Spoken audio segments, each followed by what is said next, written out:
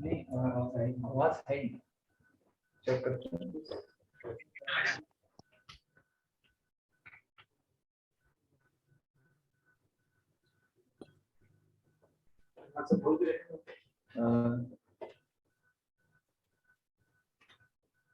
मेरी वॉइस आ रही है बट मुझे सुनाई नहीं दे आ रही है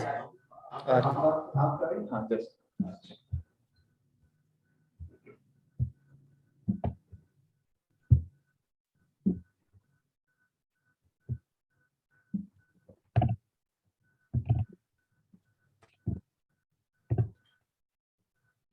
So we can formally start today's session. Before starting QuickBook accounting, I would like to introduce what we are going to have in the next 2 hour session and what are the prerequisites of this module or this session and what is important to learn these QuickBooks. Because behind every software, there is something that one must understand before operating that. And behind these QuickBooks, there are few prerequisites that you must understand. And the first slide that you can see here is showing the number of aspects that you must know before operating QuickBooks. The very first is a user level understanding. Now, in the next 2 hour sessions, we all are going to have understanding from the perspective of QuickBook user. We are not the experts who are going to consult companies in leveraging of this software, but we are the operators and users.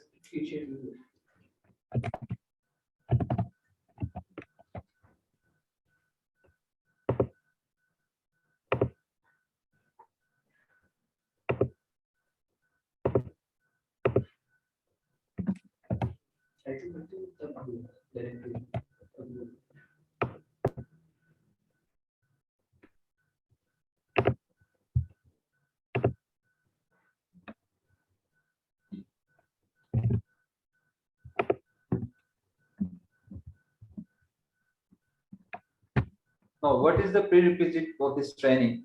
In the user level understanding, you all must know that we are going to learn from the perspective of user. We are not the experts who are going to implement this solution in the company, but we are going to learn as the ultimate user who are accountants and the other staff, the clerical staff who is going to enter the data and operate different functions in this accounting software. Before using this software, you must, as a professional or accountant, have a know-how about the business which the company operates, and the business decisions and the operation and the functions are ingredients of using this software. Because if you don't know what activities you are going to perform as a professional accountant, then you're not going to do the tasks which are required in this QuickBooks software. So you must know what is the business of your company and what are the science behind making each selection in this software. So there are two other aspects that you must know, that either you should learn the business in terms of accounting, you have sufficient accountancy knowledge to operate this software, and the other is you have the working experience. Over the years, you have used this software in multiple positions in different companies, then you will learn how to operate the software. And the other aspect is when you are beginner, you must know the basics of the accounting, where that is the fundamental of accounting to operate the software. If you know the accounting terms, accounting concepts, then you can operate this software and initialize the setup required for this software in effective manner. But if you don't have a knowledge of accountancy, then you need at least a sufficient experience in different positions from starting level to the upper level management level. Then you have encountered this software in different companies, then you can understand the dynamics of operating different things in this software. So these are the prerequisites that you must know before operating this software. And if you are not familiar with these things, then there will be a difficulty in operating different functionalities and leveraging this software in any organization. Now, moving towards the software, this is the first one. What we are going to learn or train ourselves for what aspects in the software are. The very first thing is the creation of new companies in QuickBooks software. here is the first interface when you will download and install software in your computer. This is the desktop version of the software, and we are not working on online version. And the online version works with an internet connection, and on that will run on the browser. This is a desktop version, and it is pre-installed in this system, so you can launch, if you have in your computers, you can launch this software. This is the very first screen. When you will launch your software the first time, you will encounter these options on the first interface. Remember, with each changing version, you will find a range of options on this interface. So on this first interface, there are basic three different options among which you have to make selections. The first one is to create a new company. So we will learn how to create a new company first. Now, जब आप first time launch करेंगे इस new company को, तो आपके पास जो first interface आएगा जहां पे आपको डिफरेंट डाटा एंटर करना पड़ेगा कि क्विक बुक्स अकाउंटिंग को सेट करने के लिए कौन कौन सी आपको इंफॉर्मेशन चाहिए। तो जो बेसिक 2016 का वर्जन है या इसके एडवांस वर्जन हैं, उसमें आपको डिफरेंट ईयर्स के अकॉर्डिंगली डिफरेंट सेटअप ऑप्शंस मिलती हैं। अब जो 2016 का बेसिक वर्जन है, उसमें आपको अकाउंटिंग करने के लिए एडवांस सेटअप की ऑप्शन मिलती है। अब इस ऑप्शन को आप जब यूज करेंगे तो आपके पास फर्दर कंपनी के सेटअप की डिफरेंट कैटेगरीज आएंगी, उनमें से आपको सिलेक्शंस करनी पड़ेंगी और अपनी कंपनी को सेट करना पड़ेगा। ये तब है जब आप कंपनी को फर्स्ट टाइम इनिशिएट कर रहे हैं। अगर आपके पास एक प्री एग्जिस्टिंग डेटाबेस है, लाइक आप एक्सेल में अकाउंटिंग कर रहे थे, आप किसी दूसरे सॉफ्टवेयर में अकाउंटिंग कर रहे थे, तो रिमेंबर कि इन डिफरेंट सॉफ्टवेयर आपके पास एक्सपोर्ट की ऑप्शन होती है, वहां से डाटा को डाउनलोड कर सकते हैं, एक्सपोर्ट कर सकते हैं in form of Excel sheets. तो क्विक बुक अकाउंटिंग के अंदर जब आप आएंगे तो आप उन एक्सेल शीट्स को इजीली इंपोर्ट कर सकते हैं क्विक बुक अकाउंटिंग को स्टार्ट करने के लिए। लेकिन अगर आपके पास आप फर्स्ट टाइम यूजर्स हैं, आपने अपनी कंपनी को फर्स्ट टाइम डेवलप करना है, तो आपको क्विक बुक अकाउंटिंग्स में उसके लिए नई कंपनी क्रिएट करने पड़ेगी। तो आप न्यू कंपनी क्रिएट करके भी आप एग्जिस्टिंग डाटा कहीं से इंपोर्ट कर सकते हैं, लेकिन आप प्री एग्जिस्टिंग कंपनी का डाटा स्टार्ट से भी इंपोर्ट कर सकते हैं। तो दोनों ऑप्शंस आप यहाँ पे यूज कर सकते हैं। तो हम यहाँ से एडवांस सेटअप से इसको ऑपरेट करेंगे। तो जो पहला सबसे इंटरफेस आएगा, अब ये एक स्टैंडर्ड सॉफ्टवेयर है, ये डिफरेंस भी हमेशा अकाउंटिंग सॉफ्टवेयर या क्विक बुक को एनकाउंटर करते हुए याद रखना है कि एक स्टैंडर्ड ऑप्शन होती है, एक कस्टमाइज्ड ऑप्शन होती है। अब ये एक स्टैंडर्ड ऑप्शन है जो हम मेरे पास अवेलेबल है या जो हमने आपको दी वो अवेलेबल होगी। अगर आप इसको कस्टमाइज करवाना चाहते हैं, बाय कस्टमाइजेशन मीन कि आप अकॉर्डिंग टू बिजनेस नेचर आपको जो इसमें टैग्स चाहिए नहीं चाहिए, वो आप जब एक्सपर्ट से इसको इम्प्लीमेंट करवाएंगे तो वो आपको कस्टमाइज्ड वर्जन देंगे जो कि आप पेड वर्जन यूज करेंगे। लेकिन अंडर स्टैंडर्ड ऑप्शंस ये सारी ऑप्शंस जो आपके सामने इस टाइम स्क्रीन पे अवेलेबल हैं कि सब अवेलेबल होंगे। अब क्योंकि मैंने इसको एक स्टैंडर्डाइज्ड वर्जन यूज कर रहा हूँ, तो इसके अंदर जो डिफरेंट सेटिंग्स हैं वो यूएस कंटेक्स्ट में मुझे यहाँ पे आपको डिस्प्ले होंगी। लेकिन अगर आप इसको कस्टमाइज करवाएंगे तो आप अपनी कंट्री के अकॉर्डिंगली, अपने बिजनेस के नेचर के अकॉर्डिंगली इन ऑप्शंस को कस्टमाइज करवा सकते हैं।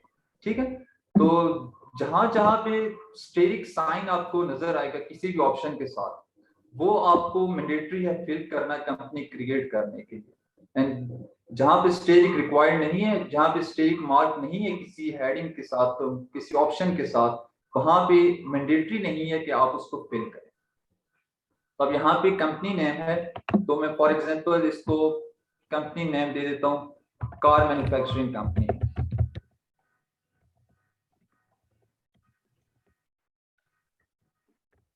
अब मैंने डिसाइड कर लिया कि मेरी कंपनी क्या है, मैंने कुछ चीज कार को मैन्युफैक्चर करना है, तो यहाँ से एक डिसीजन भी हुआ कि मेरी कंपनी की नेचर क्या मैन्युफैक्चरिंग है, क्योंकि इसके बाद जितने भी सॉफ्टवेयर के अंदर सिलेक्शंस आएंगी वो आपकी कंपनी के नेचर के अकॉर्डिंग आएंगी। इसको आप बाकी ऑप्शन सब ऑप्शनल हैं, अगर आप फिल करना चाहें, आपके पास लीगल नेम है, टैक्स आईडीज हैं, एड्रेस वगैरह है, अब सारी ऑप्शंस को यहाँ पे फिल कर सकते हैं। Official website of your company, उसका ऑफिशियल ईमेल एड्रेस, ये सारी इंफॉर्मेशन आप यहाँ पे एंटर कर सकते हैं। अगर आपने कंपनी क्रिएट भी कर ली, उसके बाद ये सारी ऑप्शंस आप एडिट भी कर सकते हैं, एडिटिंग की ऑप्शन भी अवेलेबल होती है। इसको हम एक बार नेक्स्ट करते हैं। अब ये जो बेसिक है कि आपने डिफरेंट अकाउंट्स के अंदर ट्रांजैक्शन करना होती है, तो आपने अपनी कंपनी के नेचर के अकॉर्डिंगली यहाँ से चार्ट ऑफ अकाउंट्स को चूज करना है। मैंने यहाँ पे मैन्युफैक्चरिंग कंपनी ली, तो मेरे लिए सूटेबल है कि मैं क्विक बुक की एग्जिस्टिंग ऑप्शंस में से मैन्युफैक्चरिंग कंपनी को यूज करूँ।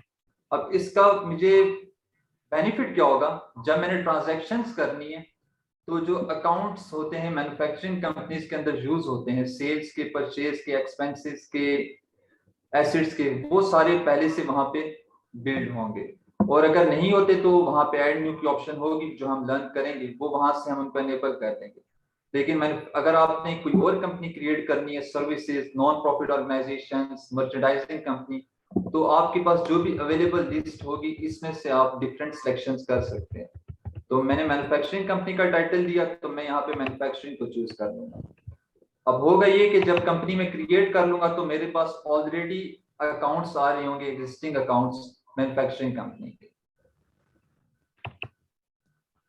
ठीक, अब आपकी कंपनी है कि आप एज ए इंडिविजुअल रन कर रहे हैं और कॉर्पोरेट एक कंपनी में इसको इंप्लीमेंट कर रहे हैं, आप कुछ पार्टनरशिप्स को रन कर रहे हैं, तो ये डिफरेंट फॉर्म्स ऑफ कंपनीज आप यहाँ पे क्रिएट कर सकते हैं। ठीक, तो अब मैं यहाँ पे इसको सोल प्रोप्राइटरशिप भी कर सकता हूँ। नॉर्मली हम जो लर्न करते हैं कंपनीज में इसको अप्लाई करते हैं, तो कंपनीज इसके लिए कॉर्पोरेशन की सिलेक्शन करती हैं। ठीक, after that it is about the starting of the financial year, कि आप अपने फाइनेंशियल ईयर को कब स्टार्ट करते हैं। जी अकॉर्डिंग टू योर जो प्रीवियस प्रैक्टिसेस है या कंट्री के अकॉर्डिंगली आप यहाँ पे इसकी सिलेक्शन करेंगे। जनवरी टू दिसंबर कर सकते हैं, अगर आपका अप्रैल से स्टार्ट होता है, जुलाई से स्टार्ट होता है, तो यहाँ से ही आपका अकाउंटिंग पीरियड कंपनी का स्टार्ट हो जाएगा। तो यहाँ पे आप इसको जनवरी कर लें, तो इससे होगा कि आपकी जो अकाउंटिंग का फर्स्ट पीरियड होगा वो जनवरी होगा, and afterwards it will end on December 31st। There are 12 periods in 1 year, तो उसके अकॉर्डिंगली ये आपका मूव करेगा। अब ये सॉफ्टवेयर को एक्सेस करने के लिए, इस कंपनी को दोबारा रन करने के लिए आप एडमिनिस्ट्रेटर पासवर्ड सेट कर सकते हैं। अगर नहीं भी करते ऑप्शनल है, आप बाद में दोबारा करना चाहें तब भी कर सकते हैं, किसी भी टाइम इसको रिमूव करना चाहें, ये ऑप्शंस अवेलेबल हैं। ठीक, विदाउट सेटिंग एनी पासवर्ड आप इसको नेक्स्ट कर लें। अब यहाँ पे इसका कंप्लीशन का फर्स्ट फेज आता है। आपको नेक्स्ट करने से इस कंपनी को अपने डेस्कटॉप पे सेव करना पड़ता है। अब मैं इसको क्विक बुक्स की किसी भी, जहां पे भी आप डेटाबेस मेंटेन करते हैं, मैं अब इसको कंपनी फाइल्स में मेंटेन करता हूँ, कार मैन्युफैक्चरिंग कंपनी के नेम से। इसकी एक्सटेंशन होगी क्विक बुक वर्क फाइल, जैसे आप QDW के टाइटल से होगी, ये वो फाइल होगी जिस पे आप वर्किंग करेंगे इस कंपनी की। लेटर ऑन हम देखेंगे कि इसका बैकअप कैसे क्रिएट करते हैं, तो that file will be named as QBB। तो ये QBW है, इस पे आप वर्किंग करेंगे। देन QBB बैकअप फाइल होगी जिसको आप किसी दूसरे कंप्यूटर में लेके जाके यूज कर सकते हैं। अगर आपने सिस्टम चेंज करना है तो बैकअप लेके QBB फाइल को कहीं भी आप उसको मूव कर सकते हैं किसी एक्सटर्नल डिवाइस के थ्रू। लेकिन जो वर्क फाइल होगी इसको आप मूव नहीं कर सकते, ये इसी कंप्यूटर के अंदर नेक्स्ट टाइम आप यहीं पे रन कर सकते हैं। तो मैंने वर्क फाइल एक सेव कर ली। अब ये कंपनी एक क्रिएट होगी, लेकिन अब कुछ एडिशनल स्टेप्स भी आते हैं एडवांस फीचर्स में कि आपने क्या करना है। वंस इट इज सेव तो आपके पास अदर ऑप्शंस भी यहाँ पे आ जाएंगी कि आपने करना क्या है, कंपनी के अदर सिलेक्शंस कौन सी करनी है।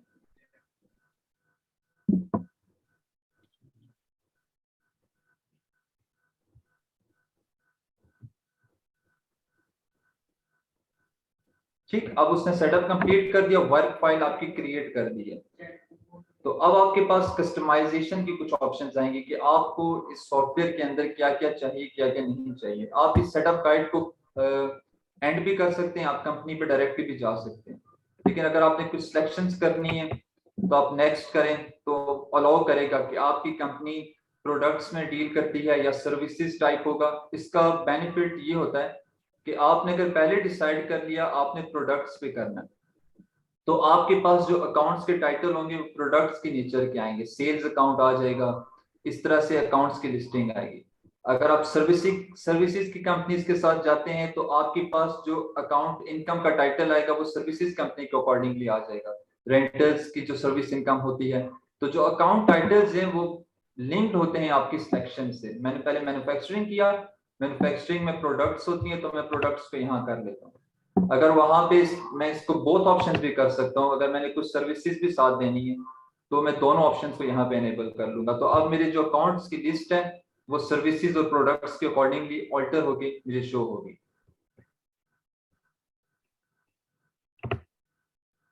Then there are many other options जो कि आपके पास रिकमेंडेड भी होती हैं, और आप जब कंपनी क्रिएट कर लेंगे तो ये सारी ऑप्शंस आप रिविजिट कर सकते हैं। जैसे जैसे हम डिफरेंट टैब्स को यूज करना स्टार्ट करेंगे तो इनमें से कोई ना कोई ऑप्शन हमें वहां पे चेंज करना पड़ेगी या अकॉर्डिंग टू और सिलेक्शन उसको मॉडिफाई करना पड़ेगा, कुछ भी करना पड़ेगा।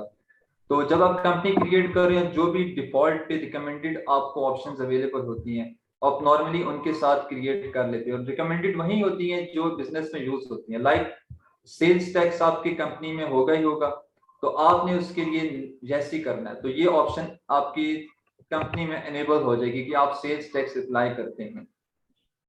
उसके बाद एस्टिमेट्स की ऑप्शन है कि आप अपने कस्टमर्स को एस्टिमेट सेंड करते हैं या नहीं करते। अगर आप नो करते हैं तो नहीं कर सकेंगे, यस करने तो एस्टिमेट्स की ऑप्शन आपके पास आ जाएगी। तो ठीक है, तो इस तरह से आपके पास जहां पे क्विक बुक की पूरी जितनी भी वो आपको रिकमेंडेशंस दे सकता है उनको आप फॉलो करते हुए जो भी रिकमेंडेड ऑप्शन है उनको यूज कर लें। जब हम आगे प्रैक्टिस को सेशन को स्टार्ट करेंगे जो जो ऑप्शंस हमारे पास आती जाएंगी हम वहां से अपनी अकॉर्डिंगली, अपने डिजायर के अकॉर्डिंगली, अपने ट्रांजैक्शन के नेचर के अकॉर्डिंगली उसको ऑल्टर कर लेंगे। तो रिकमेंडेड यहाँ पे जो भी ऑप्शन है उनको हम चूज कर लेते हैं।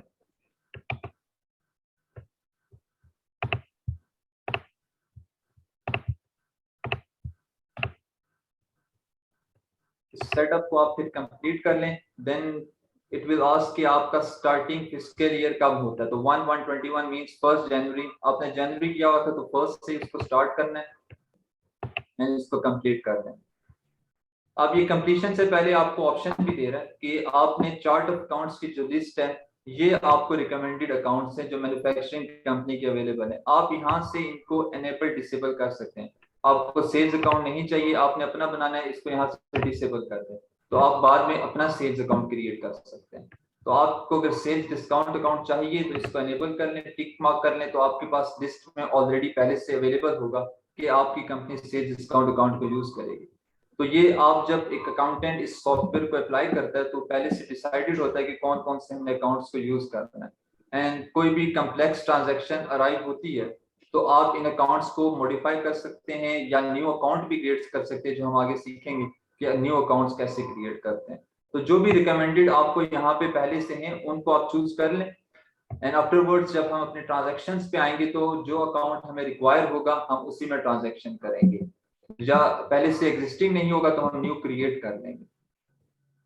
तो रिकमेंडेड के साथ ही इसको आप कंप्लीट कर लें, then it will take some time और उसके बाद आपकी कंपनी लोड हो जाएगी।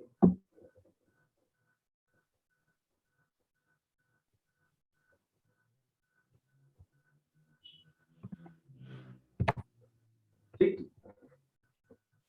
तो ये फर्स्ट इंटरफेस है। जब आपके पास हमने क्या किया, आपने कंपनी को एक क्रिएट कर दिया, उसके बाद आपके पास काफी ऑप्शंस आती है कि वर्क फाइल क्या थी, QBW फाइल होती है, बैकअप फाइल QBB फाइल होती है। Then there are number of options on the first interface. Home की ऑप्शन है, कंपनी की, स्नैपशॉट्स की और बैलेंसेस की। ये सारी ऑप्शंस आपको कंपनी क्रिएट होने के बाद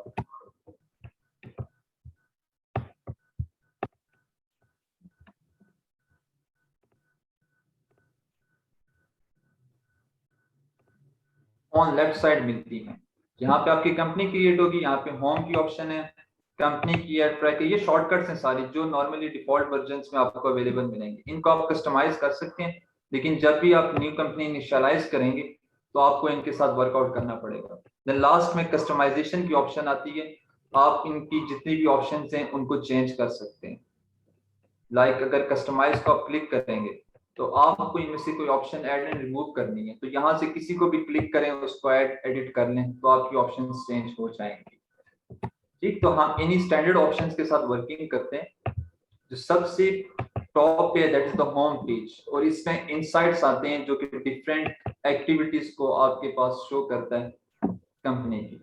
अब इस इनसाइट में आपके पास जो कॉमनली अवेलेबल ऑप्शंस होती हैं कि आपको इनसाइट चाहिए कितने टाइम पीरियड के लिए, फॉर 1 मंथ इनसाइट देखना है, 2 मंथ इनसाइट देखना है, तो ये आप जब जब कंपनी में डाटा एंटर करते जाएंगे। अभी ये पेज क्योंकि हमने न्यू कंपनी क्रिएट की है तो it is each balance displayed है 0, कि आपके यहाँ पे जितने बैलेंसेस हैं वो आपको 0 मिलेंगे। लेकिन जो जो आप वर्किंग करते जाएंगे, ट्रांजेक्शन्स को आप अप्लाई करते जाएंगे, एंटर करते जाएंगे, इनसाइट्स के पेज पे सारा इफेक्ट आपको शो होता रहेगा। अब इनसाइट्स के यहाँ पे कस्टमाइजेशन की ऑप्शन भी आती है। अब जब आप डाटा यहाँ पे करते जाएंगे एंटर, तो यहाँ पे उसका इमेज ग्राफ्स क्रिएट होते जाएंगे, तो एंड पे हम कस्टमाइज करके भी चेक कर लेंगे कि आपके पास यहाँ पे कौन से विजुअल्स डिस्प्ले होने चाहिए, कौन से विजुअल्स आपको रिक्वायर्ड नहीं है, तो आप इस इनसाइट के पेज को यहाँ पे आके कस्टमाइज कर लेंगे। देन ये होम की ऑप्शन है जहां पे आप इनसाइट्स को देखते हैं। देन उसके बाद कंपनी स्टार्ट जो आपने की थी उसमें ऑप्शन थी कि आप उस कंपनी के नेम को बाद में एडिट कर सकते हैं। मैंने अब यहाँ पे आप माई कंपनी के ऑप्शन पे जाएंगे तो ये वो कंपनी की इंफॉर्मेशन है जो आपने करके कंपनी को क्रिएट किया।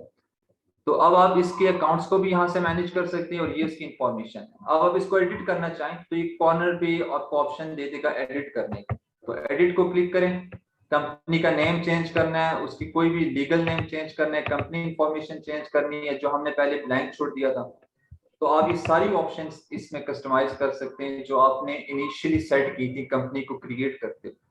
तो आफ्टर क्रिएशन भी आप कंपनी के नेम्स में, उसके टाइटल्स में चेंज कर सकते हैं। सही।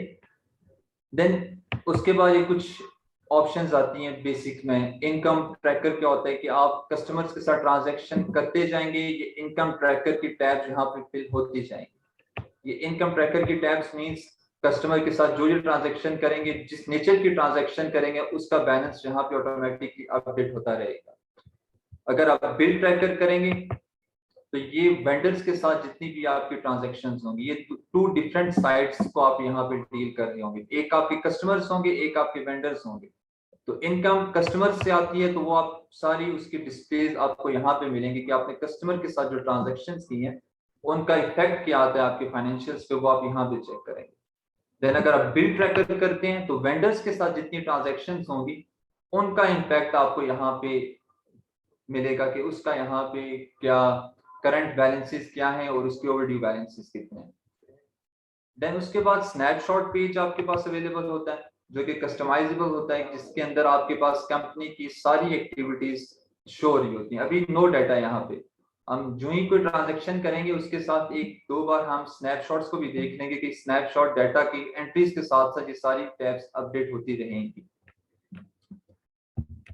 अच्छा, ये था कि कंपनी क्रिएट कैसे करनी है और उसका स्टार्टिंग क्या है, उसका ओवरव्यू क्या है।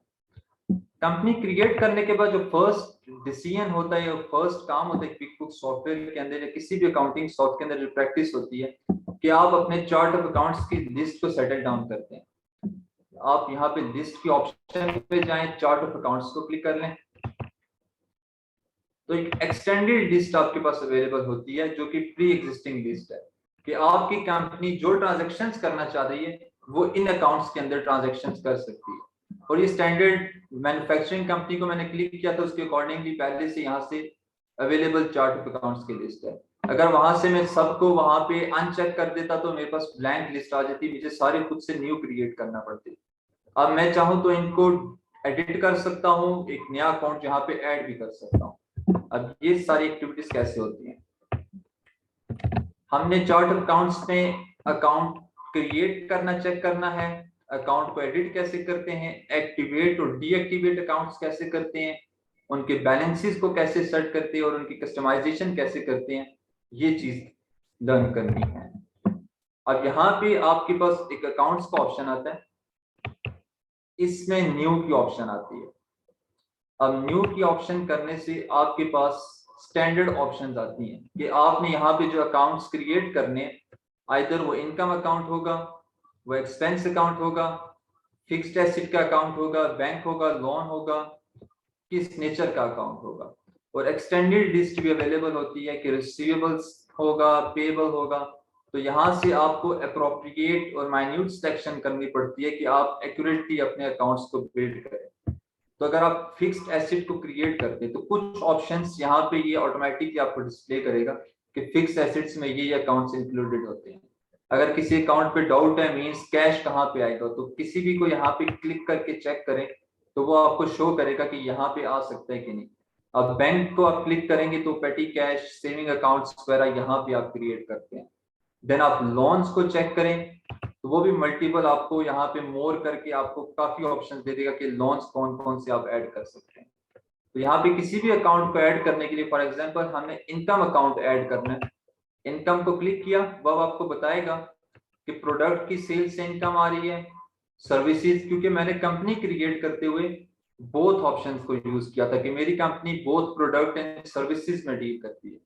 तो मेरे पास जो ऑप्शंस आएंगी वो प्रोडक्ट की भी आएंगी और सर्विसेज की भी आएंगी।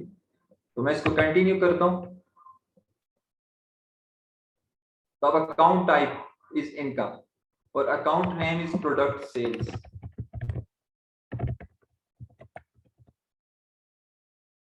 अब ये अकाउंट नेम है। अब इसमें इसकी डिस्क्रिप्शन, आप एक्सप्लेनेशन देना चाहें वो भी प्रोवाइड कर सकते हैं कि एग्जैक्ट उस प्रोडक्ट का नेम क्या है।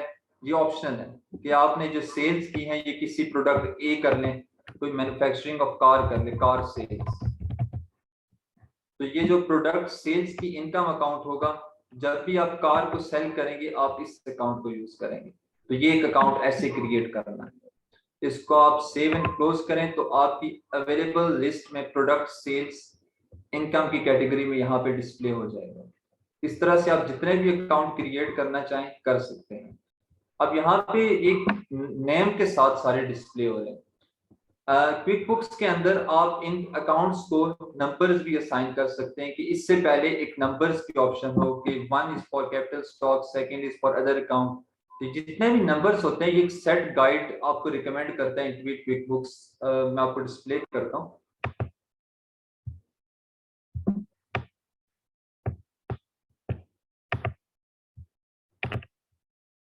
आप अगर रैंडमली सर्च करते हैं ना यूज अकाउंट नंबर्स,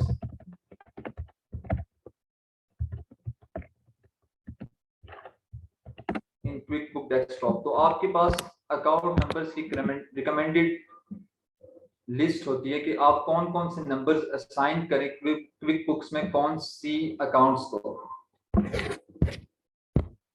तो ये एक रिकमेंडेड लिस्ट है जो कि अवेलेबल होती है क्विक बुक्स की गाइड में कि आप जब भी अकाउंट्स करें, बनाएं, कोई भी अकाउंट बनाएं, एसेट क्रिएट करना है तो उसका नंबर इस रेंज में फॉल करना चाहिए। लाइबिलिटीज बनानी है तो आपका अकाउंट इस रेंज में फॉल करना चाहिए। इक्विटी का अकाउंट क्रिएट करना है तो वो इस रेंज में फॉल करना चाहिए। इससे होता ही है कि आपके अकाउंट्स लिक्विडिटी ऑर्डर में और जो अकाउंटिंग प्रिंसिपल्स के ऑर्डर में अलाइंड रहते हैं, वो एक सीक्वेंस में रहते हैं।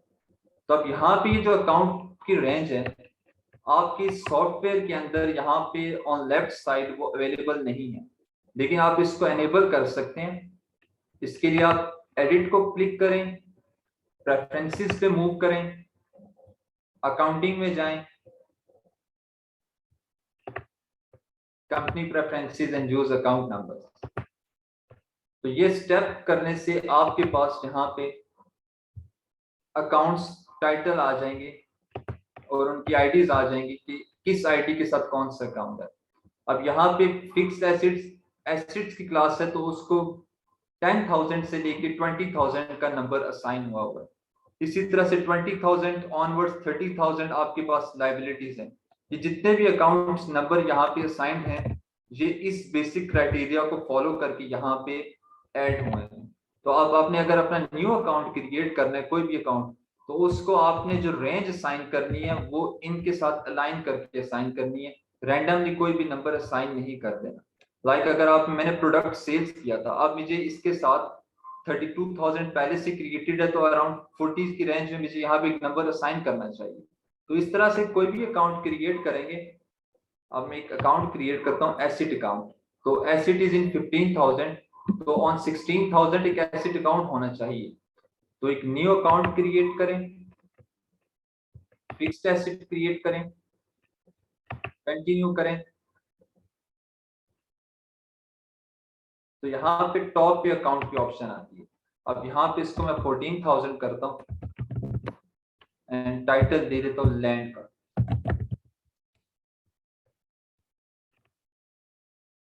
तो लैंड मेरे पास यहाँ पे देखिए 14,000 उसी रेंज में और एसिड्स के साथ यहाँ पे डिस्प्ले होगा। तो ये आपने अकाउंट नंबर्स और उनकी टाइप्स को प्रोपेगेटली सेट करना है ताकि वो लिस्ट में एक अलाइंड मैनर में आपके पास अपीयर हो।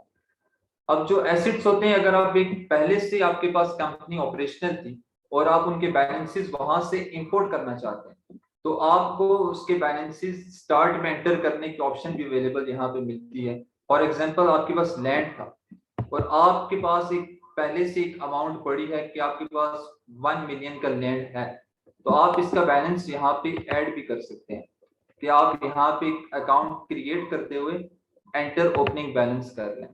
इट मीन्स कि मेरे पास पहले से 1 मिलियन की लैंड अवेलेबल है एज ऑफ करंट डेट जो मैं क्रिएट कर रहा हूं। तो जब इसको सेव एंड क्लोज करूंगा तो लैंड के बैलेंस में मेरे पास 1 मिलियन शो होगा। यहाँ मेरे पास 1 मिलियन की लैंड अवेलेबल है। सही, तो इस तरह से किसी भी अकाउंट का आपके पास ओपनिंग बैलेंस अवेलेबल है, आपके पास पहले से कंपनी का डाटा था, उसमें रिसीवेबल्स अराइज हुए थे जितनी भी अमाउंट के, तो आप रिसीवेबल्स के अंडर उतने ही अमाउंट के न्यू बैलेंसेस को आप एंटर कर सकते हैं और ओपनिंग बैलेंस वहां पे शो कर सकते हैं कि मेरे पास पहले से इतना ओपनिंग बैलेंस अवेलेबल है। इसके अलावा आप यहाँ पे सॉफ्टवेयर के अंदर एक लिमिटेशन आती है कि आप अकाउंट्स को नॉर्मली डिलीट नहीं करते और वो ऑप्शन देता भी नहीं कि आपके अकाउंटिंग रिकॉर्ड डिस्टर्ब होते हैं। तो आप यहाँ से इन अकाउंट्स को एक्टिव डीएक्टिवेट कर सकते हैं। लाइक आपने कोई भी अकाउंट आपको रिक्वायर्ड नहीं है तो आप उसको अकाउंट में जाके राइट क्लिक करके उसको डीएक्टिव कर लें या इनएक्टिव कर लें। अब फॉर एग्जांपल लैंड टॉप पे मैं इसको इनएक्टिव कर देता हूँ तो ये यहाँ से ये एलिमिनेट हो जाएगा इस लिस्ट में से, वो अकाउंट यहाँ से खत्म हो जाएगा। लेकिन बैक एंड पे आपकी जो कंपनी सेव है उसमें उसका रिकॉर्ड होगा। तो आप इसको दोबारा से यहाँ पे एक्टिव लिस्ट में भी ला सकते हैं, अकाउंट्स में शो इनएक्टिव अकाउंट्स। तो आप यहाँ पे टॉप पे देखेंगे लैंड अवेलेबल है। अब इस लैंड के साथ क्रॉस आ रहा है क्योंकि आपने इसको इनएक्टिव किया हुआ, क्योंकि जिस अकाउंट में ट्रांजैक्शंस नॉर्मली नहीं होती उसको आप इनएक्टिव की लिस्ट में ऐड कर देते हैं। तो अब आप इसको क्रॉस को यहाँ से दोबारा से खत्म कर दें तो ये एक्टिव लिस्ट में आ जाएगा। तो इस तरह से कोई भी अकाउंट है चार्ट ऑफ अकाउंट्स में जिसके अंदर आपने ट्रांजैक्शन नहीं करनी, उसको डिलीट नहीं करना, उसको आप एक्टिव इनएक्टिव कर लें ताकि कंपनी के रिकॉर्ड्स में वो अकाउंट अवेलेबल रहे और जब भी जरूरत हो तो आप चेक कर सकते हैं कि कितने अकाउंट आपके इनएक्टिव है और उनमें से कौन सा रिक्वायर्ड है, उसमें हमने ट्रांजैक्शन करनी है। तो नॉर्मली हम कस्टमर्स के अकाउंट्स होते हैं, रिसीवेबल के सब लेजर्स अकाउंट्स होते हैं, हम उनको इनएक्टिव कर देते हैं, वो कस्टमर हमारे पास ट्रांजैक्शन के लिए नहीं आता।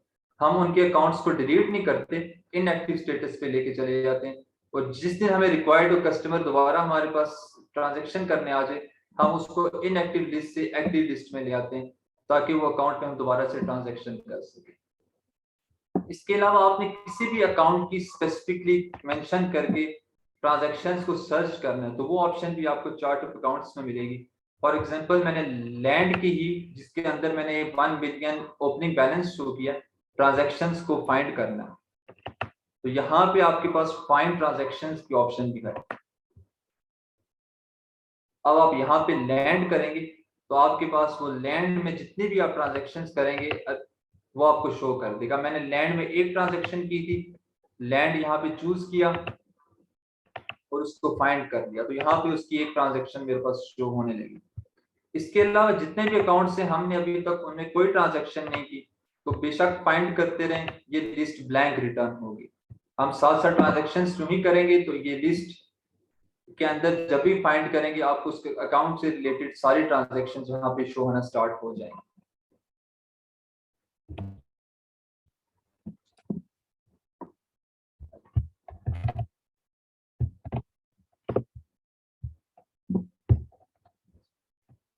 चार्ट ऑफ अकाउंट्स के बाद आपके पास जब अकाउंट सेट हो जाते हैं फिर आप ट्रांजैक्शंस की तरफ मूव करते हैं, कस्टमर्स के साथ कौन कौन से ट्रांजैक्शंस हम कर सकते हैं। अब जो भी बिजनेस के नेचर के अकॉर्डिंगली है वो कस्टमर्स के साथ ट्रांजैक्शंस होंगी सेल्स की, तो वो आपने उनकी जितनी भी डेबिट क्रेडिट एंट्रीज होंगी इन अकाउंट्स के यूज करते हुए रिकॉर्ड करनी है।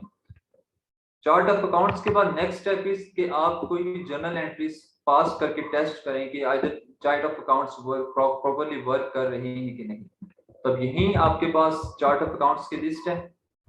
कंपनी के टैब में आपके पास ऑप्शन आती है जर्नल एंट्रीज की।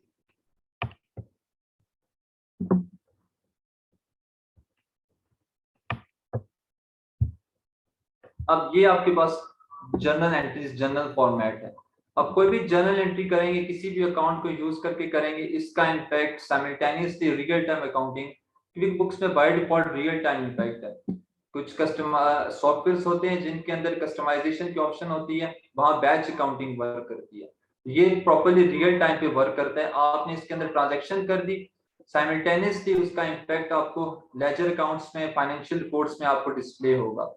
लेकिन जहां पे आप कस्टमाइज करके बैच अकाउंटिंग को ऑप्ट करते हैं, तो बैच अकाउंटिंग में आप फिर उसको पोस्ट खुद करते हैं जहां उसको पोस्ट करना चाहिए। इसके बाद लेजर अकाउंट्स में पोस्टिंग खुद करनी पड़ती है, उसके बाद फाइनेंशियल रिपोर्ट्स में पोस्टिंग खुद करना पड़ती है।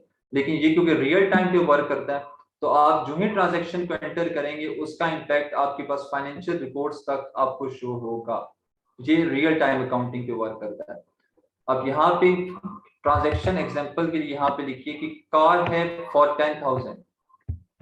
तो आपके पास यहाँ पे कार को आपने ऐड करने, कार अगर नहीं है तो हम इसको ऐड कर लेंगे। यहाँ पे जब भी आप ट्रांजैक्शन करने लगेंगे, आपके पास अगर वो अकाउंट पहले से नहीं है तो आपके पास न्यू अकाउंट क्रिएट करने की ऑप्शन अवेलेबल होगी। तो आप यहाँ पे कार अकाउंट को ऐड कर लेंगे, इसको फिक्स एसेट्स में मूव करें, फिक्स एसेट्स का नंबर असाइन करें इसको, और व्हीकल अकाउंट यहाँ पे क्रिएट कर लें। तो आप जब भी कोई ट्रांजैक्शन करेंगे वहां पे कोई अकाउंट नया आ जाता है उस ट्रांजैक्शन में, तो आप वहां पे चार्ट अकाउंट की लिस्ट में उसको ऐड कर लेंगे। तो अब कार अकाउंट हमारे पास नहीं था, व्हीकल्स का अकाउंट, उसको हम क्रिएट कर सकते हैं time of journal entry. And afterwards आप उसका जो अल्टरनेट अकाउंट है फॉर कैश है, तो कैश अकाउंट आपके पास लिस्ट के टॉप पे होना चाहिए, जो नहीं है तो आप उसको भी यहाँ पे ऐड न्यू करके बैंक के अंदर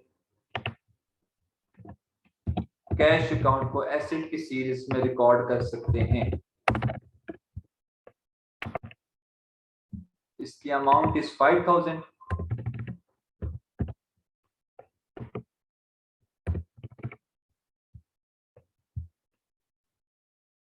इसको आप सेव कर लें।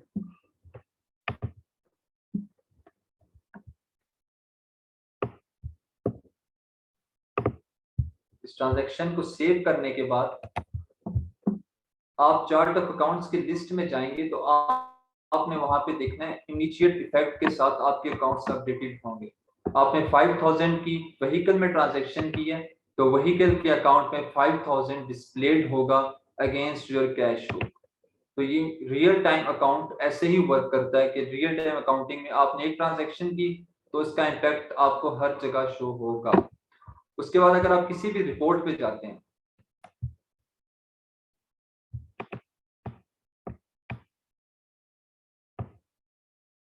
रिपोर्ट्स में जाते हैं, फाइनेंशियल स्टेटमेंट्स को यहाँ से आप चेक करते हैं, तो आपके पास वहां पे ट्रांजैक्शन हिस्ट्री में जाके, ट्रांजैक्शन जर्नल में जाके आप इनको रिव्यू कर सकते हैं, जो आपके पास ऑप्शंस अवेलेबल हैं।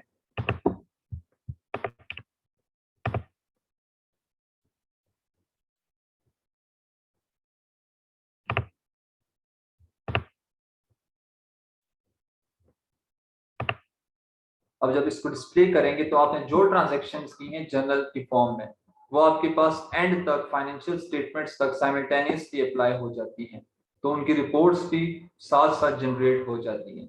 तो लास्ट ट्रांजैक्शन हमने व्हीकल और कैश की चेक की, तो उसका इफेक्ट आप चेक कर सकते हैं इन द एंड, जहां तक रिपोर्ट्स आपकी प्रिपेयर्ड होती हैं इन रियल टाइम वर्किंग, वो वहां तक अप्लाई हो जाता है। तो आप क्लोज कर लें। Then it comes to once again chart list of chart of accounts, ठीक, जहां पे आपने अपडेट्स को चेक किया। इसी तरह से आप कोई भी रैंडमली यहाँ पे जर्नल में जाके एंट्री करेंगे, उसकी लेजर अकाउंट्स, उसकी ट्रायल बैलेंस, उसकी फाइनेंशियल रिपोर्टिंग ऑटोमेटिकली होती रहेगी। और यहाँ पे आप डेट वाइज ट्रांजेक्शन्स को एंटर कर सकते हैं। हम तो रैंडमली भी प्रैक्टिस करें, बट अगर आप स्पेसिफिक डेट वाइज यहाँ पे एंट्रीज करना चाहें तो उनको एंटर कर सकते हैं। और अगर आपने प्रीवियस एंट्री में अमेंडमेंट करनी है, मींस जो लास्ट एंट्री थी कैश और व्हीकल की, इसको आपने चेंज करना है, तो आपने सेम फंक्शंस को यूज करना है और उसके बैक पे बैक एरो को क्लिक करना है। तो आप प्रीवियस ट्रांजैक्शन को रिव्यू कर सकते हैं। अगर 5000 नहीं था 6000 था तो आप उसमें चेंजेस कर सकते हैं। तो ये आप बैक के फंक्शन को यूज करके करेंगे। ठीक, वंस तक पीरियड एंड हो जाए, अब ये तो प्रैक्टिस वर्क है ना, वंस आपका अकाउंटिंग पीरियड एंड हो जाए तो देन आप प्रीवियस डेट्स में इसके अमेंडमेंट्स नहीं कर सकते, वो अकाउंटिंग प्रैक्टिस नहीं है। देन आप उसके लिए कोई रेक्टिफिकेशन की एंट्री पास करके चेंजेस कर सकते हैं, but within same accounting period if you are allowed to do some changes in the previous tasks transactions, तो आप यहाँ पे previous transactions को modify कर सकते हैं। but अगर आपको modification की परमिशन नहीं है तो आप रेक्टिफिकेशन की एंट्री के थ्रू उसको फिर modify कर सकते हैं, उसके अमाउंट को, जो भी एरर की टाइप थी उसको अकॉर्डिंगली एडजस्ट कर सकते हैं।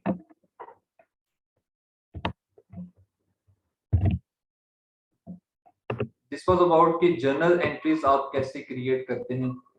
आपने चार्ट ऑफ अकाउंट्स क्रिएट किए, उसके बाद जर्नल एंट्री पास करके चार्ट ऑफ अकाउंट्स में उनका इंपैक्ट चेक किया। उसके बाद नेक्स्ट इज कि आपने कस्टमर्स के साथ और वेंडर्स के साथ ट्रांजैक्शंस करनी है। तो कस्टमर्स और वेंडर्स के साथ ट्रांजैक्शंस करने के लिए आपके पास इन्वेंट्री होना लाजमी है कि आपके पास एक इन्वेंट्री आइटम है तो आप उसी इन्वेंट्री आइटम को कस्टमर और वेंडर्स को सेल करेंगे।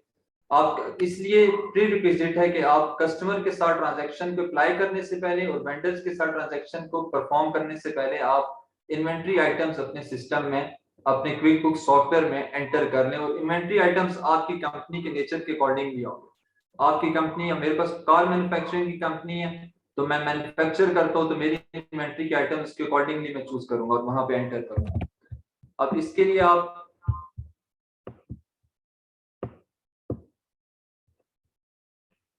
वेंडर्स में जाएं, वहां पे आइटम्स होते हैं। अब यहाँ पे एनेबल और डिसेबल का फंक्शन होता है कि आपके पास वेंडर्स में ही इन्वेंट्रीज आनी चाहिए लेकिन यहाँ पे नहीं है। तो इसके लिए आपको एक ऑप्शन हमेशा प्रेफरेंसेस की याद रखना पड़ेगी कि सॉफ्टवेयर के अंदर कस्टमाइजेशन करने के लिए प्रेफरेंसेस से ही एनेबल डिसेबल होता है।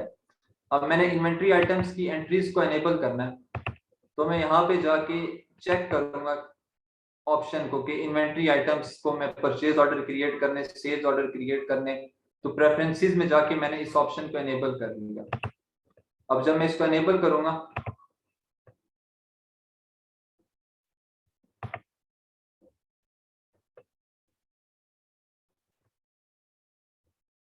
देन मैं जब वेंडर्स में जाऊंगा तो मेरे पास इन्वेंट्री एक्टिविटीज जहां पे आना स्टार्ट हो जाएंगी। बिफोर एनेबलिंग यहाँ पे जब मैंने इस ऑप्शन को चूज किया था मेरे पास इन्वेंट्री आइटम्स नहीं थे, लेकिन जब आप एक बार इन्वेंट्री आइटम्स को एनेबल कर लेंगे तो फिर आपको सॉफ्टवेयर अलाउ कर देगा कि आप अपनी कंपनी के जो भी इन्वेंट्री आइटम्स हैं उनको आप यहाँ पे एंटर कर लें। तो इन्वेंट्री एक्टिविटीज में जाके न्यू इन्वेंट्री आइटम्स आप क्रिएट कर सकते हैं। अब आपके पास इसके अंदर मल्टीपल ऑप्शंस हैं कि आपकी कंपनी के इन्वेंट्री आइटम्स की नेचर क्या है। कुछ प्री डिटरमाइंड है जो यहाँ पे मैंने मेंशन किए कि एक इन्वेंट्री पार्ट्स होते हैं, एक नॉन इन्वेंट्री पार्ट्स होते हैं। Then it comes to fixed assets and then it comes to groups of inventories. तो ये सारी ऑप्शंस आपके पास इस लिस्ट में अवेलेबल होती हैं कि आप जो इन्वेंट्री एंटर करने जा रहे हैं उसकी नेचर क्या है। आप सर्विस कंपनी में है तो यहाँ पे सर्विस का करेंगे, लेकिन वो फिर आपको एक नेम देगा कि ये सर्विस किस चीज के लिए, क्योंकि मैंने जब कंपनी को क्रिएट किया तो मैंने उसको बोथ प्रोडक्ट एंड सर्विस की बेसिस पे क्रिएट किया। तो यहाँ पे जो मेरे पास ऑप्शंस आएंगी वो सर्विस के लिए, अब मैं जब यहाँ पे क्लिक करूंगा तो यहाँ पे मुझे कंसल्टेंसी फी या मेंटेनेंस सर्विसेज को इस तरह का अकाउंट बनाना पड़ेगा। अब जब मैं प्योरली एक इन्वेंट्री आइटम क्रिएट करूंगा तो वो इन्वेंट्री पार्ट होता है। अब ये वो सब रॉ मटेरियल्स हैं जो यूज होंगे एक कार को मैन्युफैक्चर करने के लिए। तो अब लिस्ट ऑफ जितने भी रॉ मटेरियल्स हैं उनको आप यहाँ पे वन बाय वन एंटर करके अपनी कंपनी को क्रिएट करेंगे कि ये रॉ मटेरियल मेरी कार मैन्युफैक्चरिंग में यूज होगा और मैं एक्वायर करूंगा। फॉर एग्जांपल आप यहाँ पे डोर्स एंड हिंजेस को लिखते हैं। अब ये एक इन्वेंटरी पार्ट है जो कि यूज होगा कार मैन्युफैक्चरिंग में, तो आप इसको एज इन्वेंटरी आइटम अपने सॉफ्टवेयर में सेट कर लेंगे कि डोर एंड हिंजेस आप परचेज करेंगे फॉर मैन्युफैक्चरिंग पर्पस। तो जब भी आप परचेज की एंट्री करेंगे आपको ये सेव नहीं करने देगा, क्योंकि सॉफ्टवेयर को सेट करते हुए ये आपको एक एरर देगा कि आपको इसके साथ एक इनकम का अकाउंट स्पेसिफाई करना पड़ेगा। जब भी आप इस इन्वेंटरी आइटम को सेल करेंगे तो आप सेल्स अकाउंट यूज करेंगे। आपने सेल तो इसके बाद कार को करना है, पर जब आप इसको मैन्युफैक्चर करके यहाँ पे अप्लाई करेंगे तो सेल्स अकाउंट को अप्लाई करेंगे। तो आपने एक परचेज अकाउंट कर लिया डोर्स एंड हिंजेस, तो आप इसको ओके कर लें।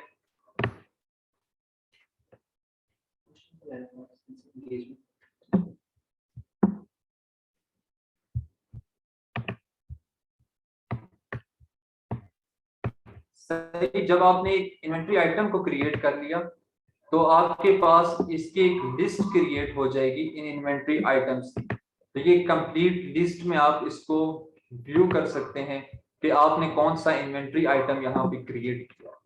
सही, अब थोड़ा इंटरेक्शन, थोड़ा लर्निंग की तरफ चलते हैं। थोड़ा जितना भी हमने प्रैक्टिस किया, कंपनी क्रिएट करना, उसके बाद चार्ट ऑफ अकाउंट्स को सेट करना, उसके अंदर ट्रांजैक्शंस को एंटर करना और इन्वेंटरी आइटम को डेवलप करना, यहाँ तक किसी का कोई क्वेरी हो, क्वेश्चन हो या कोई कंट्रीब्यूशन हो तो प्लीज आप पार्टिसिपेट करें। कोई बता सकते हैं, कोई कंसर्न हो।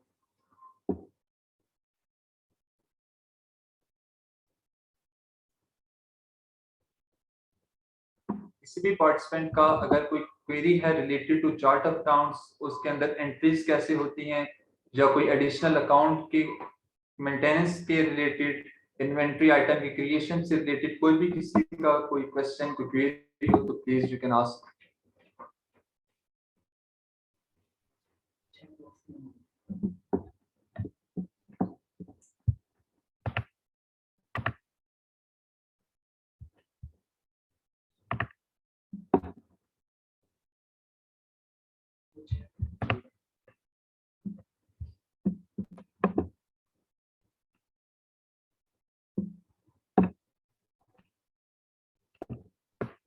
अच्छा, कि एक वेबसाइट रिक्वायर्ड है कि या कहाँ से इसको डाउनलोड।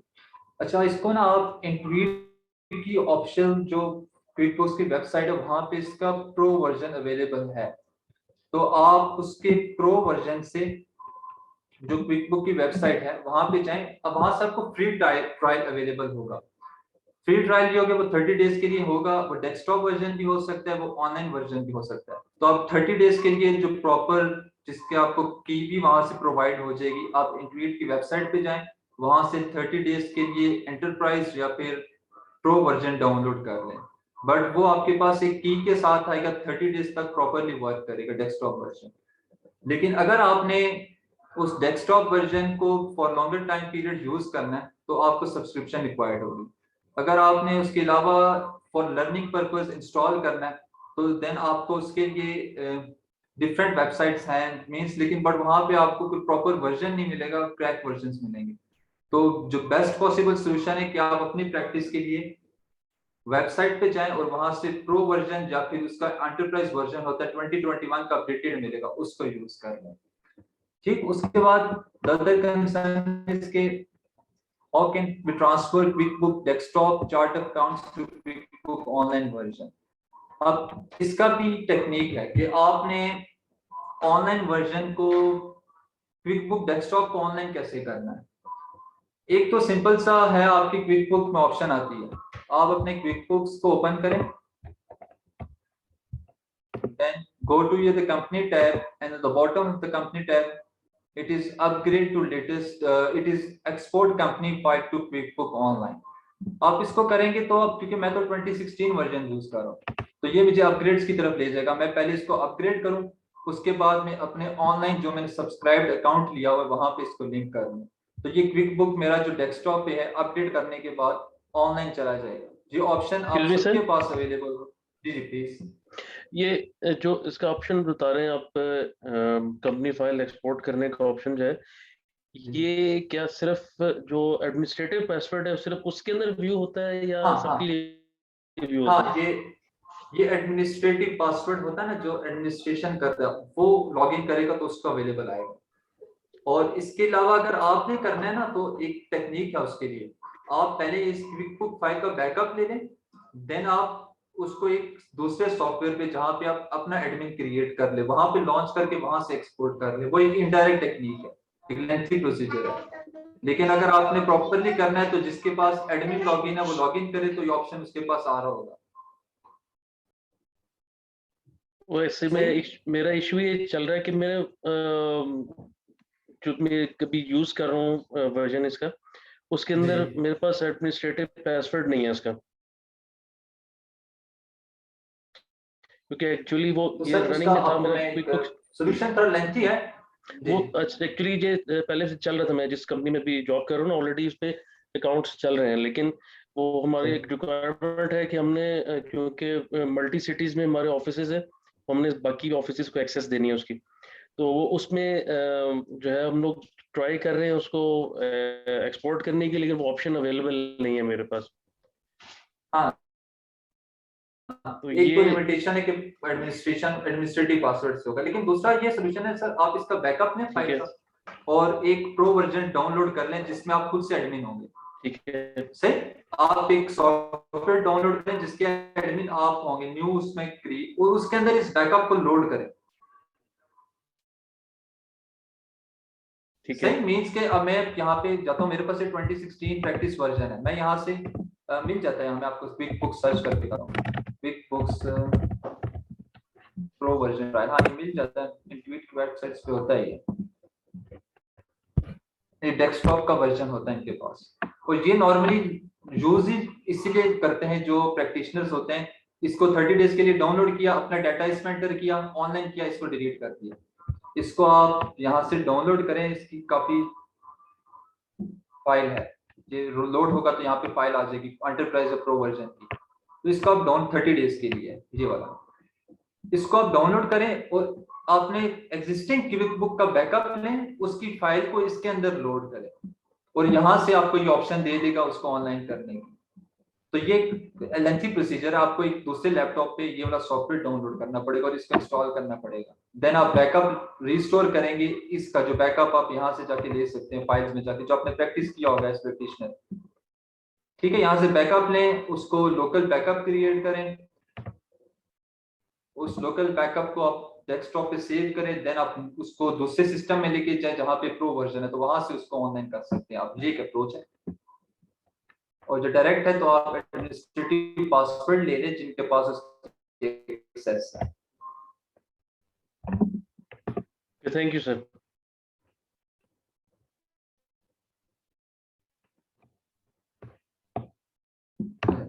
ठीक,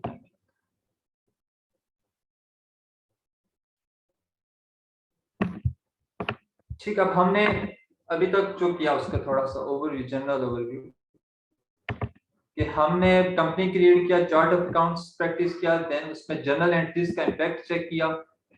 आफ्टरवर्ड्स हमने अब कस्टमर और वेंडर्स के साथ ट्रांजैक्शंस करनी है।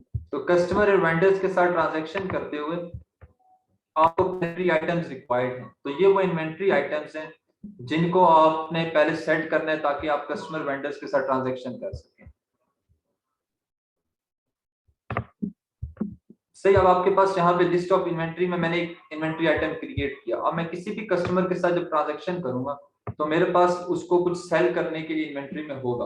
अगर मैं वहां पे क्रिएट ना करता, तो कस्टमर के साथ ट्रांजैक्शन करता, तो वहां पे कोई इन्वेंट्री आइटम डिस्प्ले नहीं होना था। तो प्री रिक्विजिट है कि आप पहले इन्वेंट्री आइटम सेट करेंगे अपनी कंपनी के वहां पे।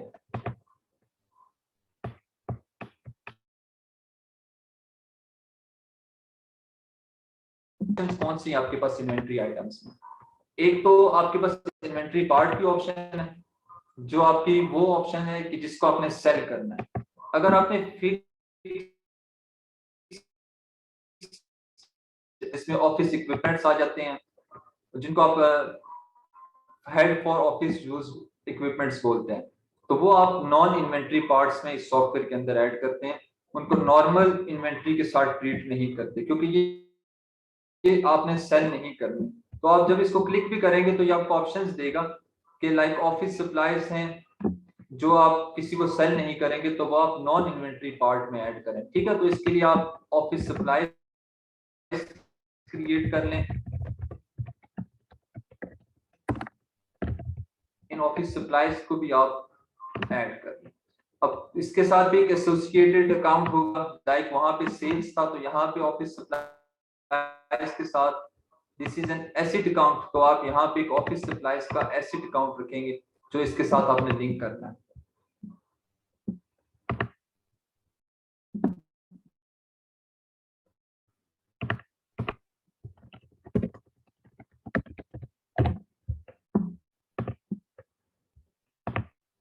अब आपके पास दो तरह की इन्वेंट्रीज होगी, एक इन्वेंट्री फॉर सेलिंग पर्पज और second inventories for holding purpose, जिसको आप यूज करेंगे ऑफिस के फंक्शंस के लिए। अब इसमें आपके पास अदर ऑप्शंस भी हैं कि इसके अलावा कौन सी इन्वेंट्री आप यहाँ पे क्रिएट कर सकते हैं। Inventory part, non inventory part, then it comes to fixed assets. अगर आपने कोई फिक्स्ड एसेट परचेज करना है वेंडर से तो यहाँ पे उस फिक्स्ड एसेट का टाइटल दें और उसको क्रिएट कर लें। तो आप जब वेंडर के साथ ट्रांजैक्शन करेंगे तो वहां पे उसको हम फिक्स्ड एसेट वहां पे लिस्ट में आपको शो भी कर दूंगा। मैं अगर वहां से लैंड उससे कार परचेज करता हूँ तो एसेट अकाउंट क्या होगा, व्हीकल अकाउंट होगा। ये फिक्स्ड एसेट है जो मैं वेंडर से परचेज करूंगा, तो जब वेंडर के साथ ट्रांजैक्शन करूंगा तो ये फिक्स्ड एसेट वहां पे मेरे पास अपीयर होगा जो मैं इस वेंडर से परचेज करना है। अगर मुझे अभी वेंडर का पता हो तो मैं यहाँ पे वेंडर पहले से यहाँ पे वेंडर के बारे में डिटेल्स दे सकता हूँ, लेकिन जब वेंडर में क्रिएट करूंगा तो वहां पे इसको लिंक कर लूंगा। लेकिन अगर आपने इसकी डिस्क्रिप्शन उसके बारे में वेंडर की इंफॉर्मेशन जहाँ पे देनी है तो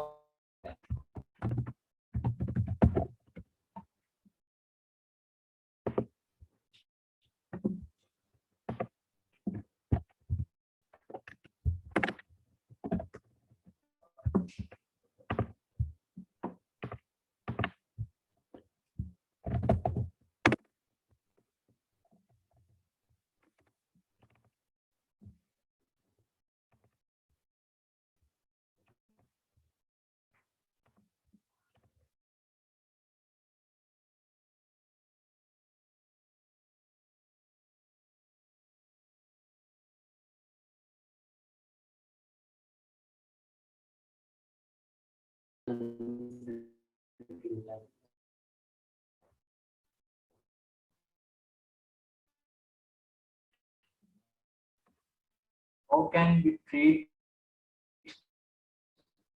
not inventory item when we use the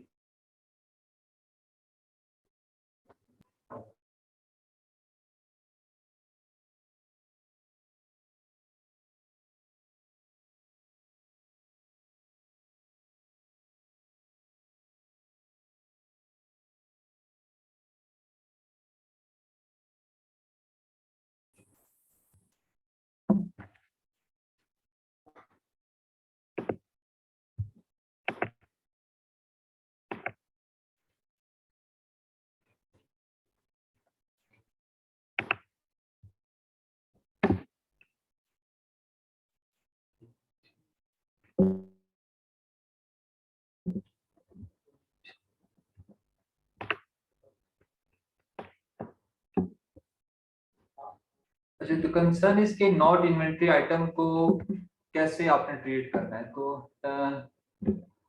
Iqbal साहब प्लीज कैन यू एक्सप्लेन आप पूछना क्या चाह रहे हैं, क्योंकि स्टेटमेंट से आप नॉट क्लियर अबाउट कि आप किस इन्वेंट्री पार्ट के बारे में पूछना चाह रहे हो।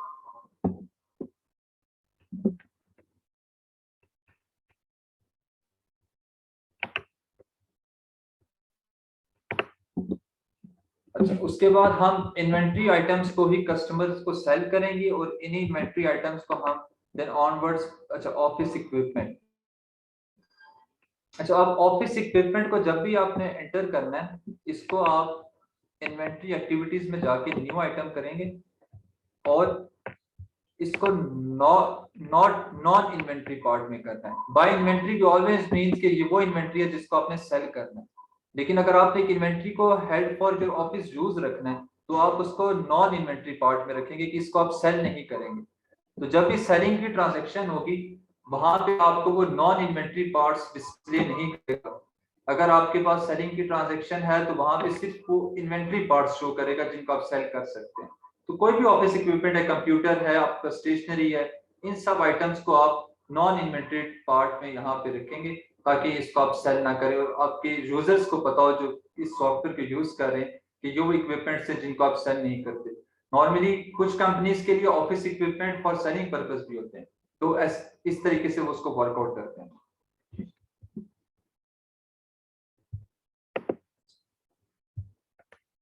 नॉन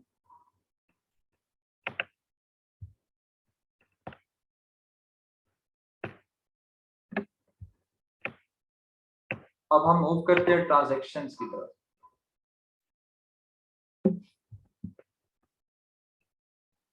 अच्छा, उसके बाद यहाँ पे देयर वाज अ क्वेश्चन के how can we create bill of materials. तो जब आप वेंडर्स के साथ ट्रांजैक्शंस करेंगे तो वहां वेंडर्स के ट्रांजैक्शंस के साथ ही करेंगे कि कौन सी इन्वेंट्री पार्ट को कितने का अपने किस वेंडर से परचेज करना है। अगर आपने यहाँ पे इन्वेंट्री आइटम्स क्रिएट कर रहे हैं तो साथ साथ वो आपको जब आपने न्यू आइटम किया तो किसी भी इन्वेंट्री की पार्ट की वो यहाँ पे कॉस्टिंग की ऑप्शन भी देता है।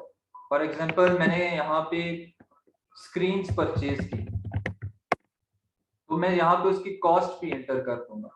अब सिस्टम के अंदर ऑटोमेटिकली जब भी मैं सेलिंग के ट्रांजैक्शन करूंगा या इसको मैन्युफैक्चरिंग प्रोसेस में अप्लाई करूंगा तो वो यहाँ पे 40 कॉस्ट में लिखता हूँ तो 40 कॉस्ट ऑटोमेटिकली पर स्क्रीन वहां पे डिस्प्ले होना स्टार्ट हो जाएगा। तो इस तरह से जो भी इन्वेंट्री आइटम है जिसकी रेलिवेंट कॉस्ट आपको पता है तो उसको क्रिएट करते हुए आपने उसकी यहाँ पे कॉस्ट को मेंशन कर लेना है। जब भी आप उसको किसी फर्दर प्रोसेसिंग के लिए अप्लाई करेंगे या सेल करेंगे तो आपकी ये कॉस्ट वहां पे अपीयर होगी और ऑटोमेटिकली वो आपकी बिल्स का पार्ट होगी जहां जहां आप इसको यूज करेंगे। तो ये इस तरह से प्रिपरेशन होती है। यहाँ पे जो कॉस्ट लिखते हैं ऑटोमेटिकली रेलिवेंट जगह पे अप्लाई होती है।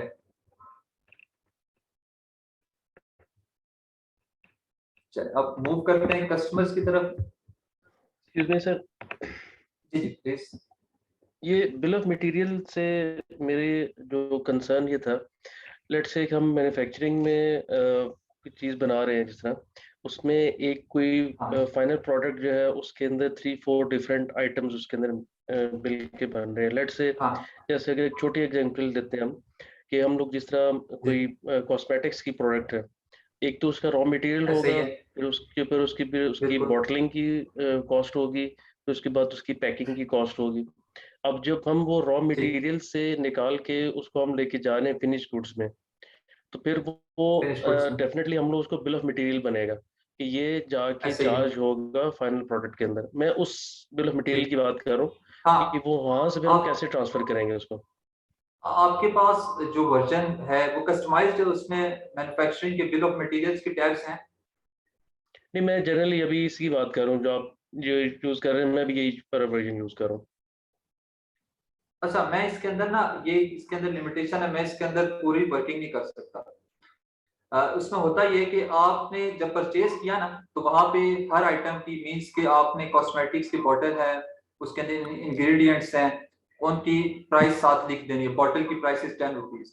तो जब आप बिल ऑफ मटेरियल में एक बॉटल को 1 लिखेंगे ना तो ऑटोमेटिकली वो उसके 10 कॉस्ट ले लेगा, 2 लिखेंगे 20 ले लेगा। तो वैसे कॉस्टिंग वर्क करेगी।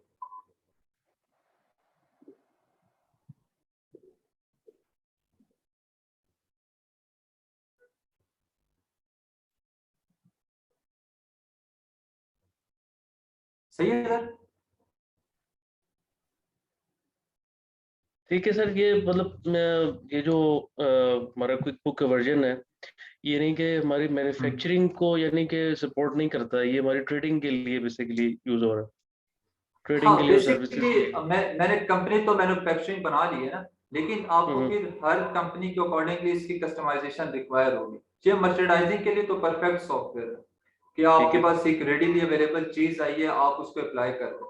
लेकिन अगर आपने इसकी कस्टमाइजेशन करवानी है वो प्रॉपरली हो जाती है, आपको इम्प्लीमेंटेशन उसकी मिल जाती है। उसके अंदर फिर आपको वो हर चीज एनेबल करके देंगे जिसके अंदर आप ईच इंडिविजुअल की कॉस्टिंग कर सकते हैं। मतलब जिस तरह हम लोग रॉ मटेरियल से फिनिश गुड्स में लेके जाते हैं उसका बिल ऑफ मटेरियल बनता है, उसके लिए फिर मैं इसकी कस्टमाइजेशन करानी पड़ेगी। हाँ बनता है बिल्कुल, हाँ बिल्कुल। ठीक है अगर आपके पास सेज का कोई वर्जन है ना सेज का, तो उसके अंदर जी जी ऑलरेडी उसके स्टैंडर्ड वर्जन में बिल ऑफ मटेरियल्स आ जाते हैं।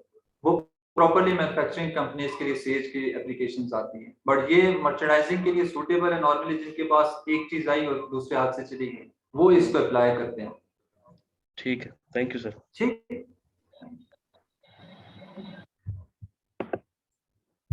अच्छा, after inventory it's customer then there are vendors and. अब कस्टमर्स में आप कस्टमर्स में जाएं किसने तो आपके पास जो क्या कहेगा? बेटा तंग नहीं करो मम्मा को। सुनाया बेटा, इंसान बनो, आपको अकेली नहीं हो, क्या हुआ है?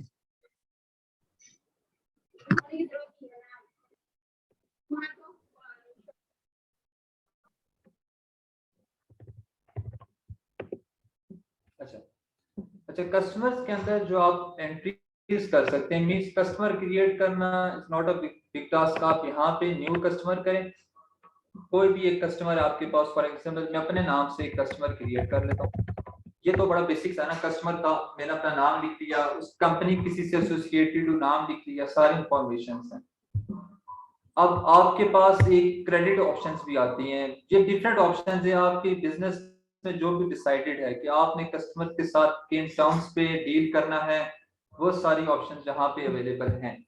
अब जैसे मैंने अपना नाम लिखा, this is one customer of this company, then when I will go to the payment setting, ये मुझे बताएगा कि कस्टमर का अकाउंट नंबर क्या है और पेमेंट टर्म्स, जो कि एक इंपॉर्टेंट चीज होती है सॉफ्टवेयर के अंदर, क्योंकि कैलकुलेशंस इसकी बेसिस पे चल रही होती है। आपने यहाँ पे पेमेंट टर्म्स कर दी 1%। ये टर्म्स हैं जो कि आप सेल्स में नॉर्मली यूज करते हैं। हर कंपनी में डिसाइडेड होता है कि आपने कस्टमर को कितने % डिस्काउंट देने हैं ऑन अर्ली पेमेंट्स और उसकी ड्यू डेट क्या होगी।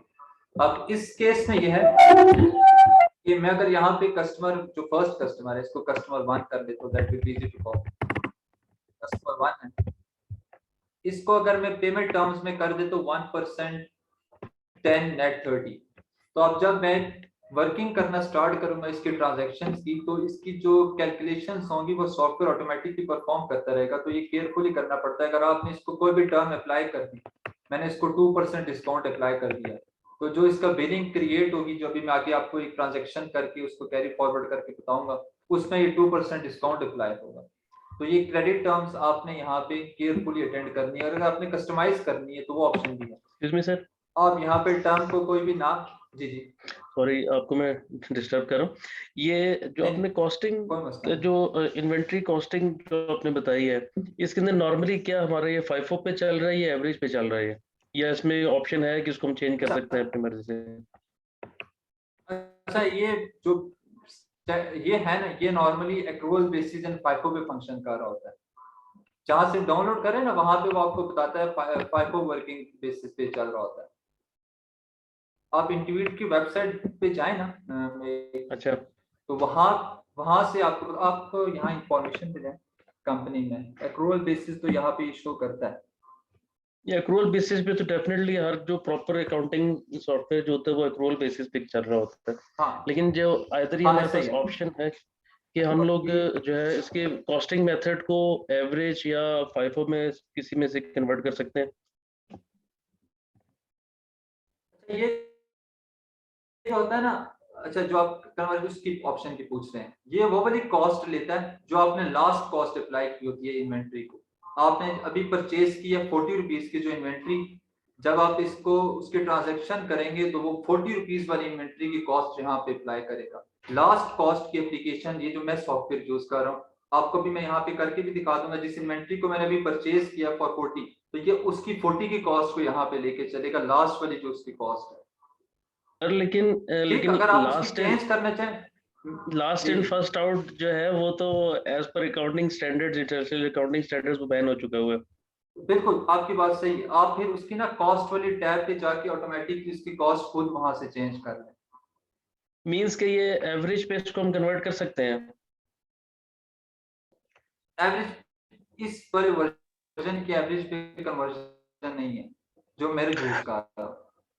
ठीक है, सर आई एम आपके सॉरी पास टू जो कॉस्ट की टैब आ इंटरप्ट रही है उसमें आप सर। उसकी कॉस्ट खुद मैच।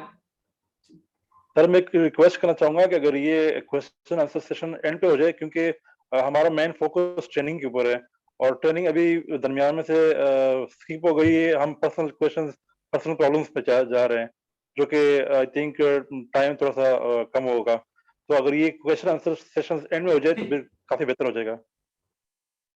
ठीक है, ठीक है, मैं थोड़ा इसको कंक्लूड कर लेते हैं, 2-3, फिर हम last 15 to 20 minutes question answer भी कर लेते हैं।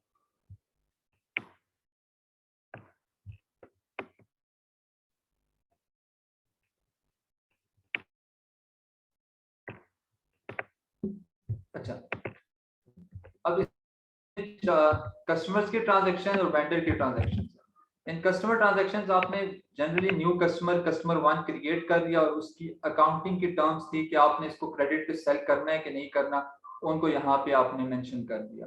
बाकी सारी ऑप्शनल्स हैं आपके पास, जो अवेलेबल इंफॉर्मेशन कस्टमर की है कि वो आपको कैश देगा, थ्रू बैंक अकाउंट देगा, कौन कार्ड, डेबिट कार्ड के थ्रू देगा, वो सारी इंफॉर्मेशन आप कस्टमर की एंटर कर सकते हैं जो जो आपके पास अवेलेबल हैं। ठीक, तो बेसिक इसके आपको उसका नाम पता है तो आप नाम के साथ ट्रांजैक्शन एंटर कर देंगे। जब बिलिंग की बारी आएगी तो आप उसकी ये डिसीजन भी कर सकते हैं कि हम इसे कैश दें या चेक के थ्रू दें।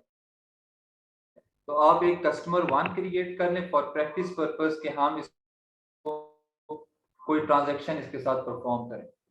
तो कस्टमर के साथ आप न्यू ट्रांजैक्शन में जाएं और यहाँ पे मल्टीपल ऑप्शन हैं, आप इसको एस्टिमेट सेंड करें जिसका कोई अकाउंटिंग इम्पैक्ट नहीं होता। आपने इसको एक प्रपोजल दिया है तो आप उस ट्रांजैक्शन, अगर वो प्रपोजल एक्सेप्ट करता है फिर हम उसको कन्वर्ट करके उसके अकाउंटिंग एप्लीकेशंस देख सकते हैं। तो हम डायरेक्टली इसके साथ ट्रांजैक्शन एक करते हैं से इनवॉइसेस की।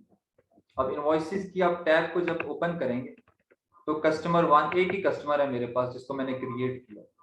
इस कस्टमर के साथ अब इसको मैं सेल क्या कर सकता हूँ, मेरे पास तो कोई अवेलेबल एक ही इन्वेंट्री, जो मैंने प्रैक्टिस के लिए 2 इन्वेंट्रीज क्रिएट की थी, ये इन्वेंट्री पार्ट जो है जिसको सेल कर सकता हूँ मैं अगर करना चाहूँ तो। इसको मैंने क्लिक कर लिया, क्वांटिटी 10 कर देता हूँ और इसकी प्राइस में 5 कर दूँ अगर, तो ये total bill of 50 rupees create यहाँ पे कर देगा। अब इसकी यहाँ पे 2%, 10 नेट 30 की वही टर्म लिखी आ रही है जो डिफॉल्ट में से हमने चूज की थी जब कस्टमर को क्रिएट किया था, तो उसकी यहाँ पे एक टर्म आ रही थी। तो अब इसकी क्वांटिटी इज 10, प्राइस इज 5, तो ये 50 टोटल इसका वाउचर क्रिएट हुआ। इसको आप सेव कर लें तो ये इनवॉइसेस है, तो ये एक्रूअल बेसिस पे फंक्शन करते हुए उसका रिसीवेबल जनरेट कर देगा। इस कस्टमर के यहाँ पे आप देखेंगे तो एक रिसीवेबल क्रिएट हो जाएगा कि उसकी एक इनवॉइस क्रिएट होगी कि इस कस्टमर से हमने इतने आप रुपीस रिकवर करने against the sales of that particular item. अब ये $50 की हमें रिकवरी होनी है जो कि रिसीवेबल में है। तो क्योंकि ये रियल टाइम में फंक्शनिंग है तो आप इसकी चार्ट ऑफ अकाउंट्स की लिस्ट में जाएं तो यहाँ पे आप सेल्स की हेड में और रिसीवेबल के हेड में 50 के ट्रांजैक्शन देख सकते हैं। Account receivable is by 50। ये 50 क्यों हुआ कि हमने एक कस्टमर को एक सेलिंग ट्रांजैक्शन उसके साथ परफॉर्म किया है ऑन एक्रूअल बेसिस। अब इसकी पेमेंट रिसीव जब करेंगे तो उसकी वहां पे कैश की एंट्री हो जाएगी और अकाउंट उसका एडजस्ट हो जाएगा। उसके लिए आप न्यू ट्रांजैक्शन में रिसीव पेमेंट करेंगे।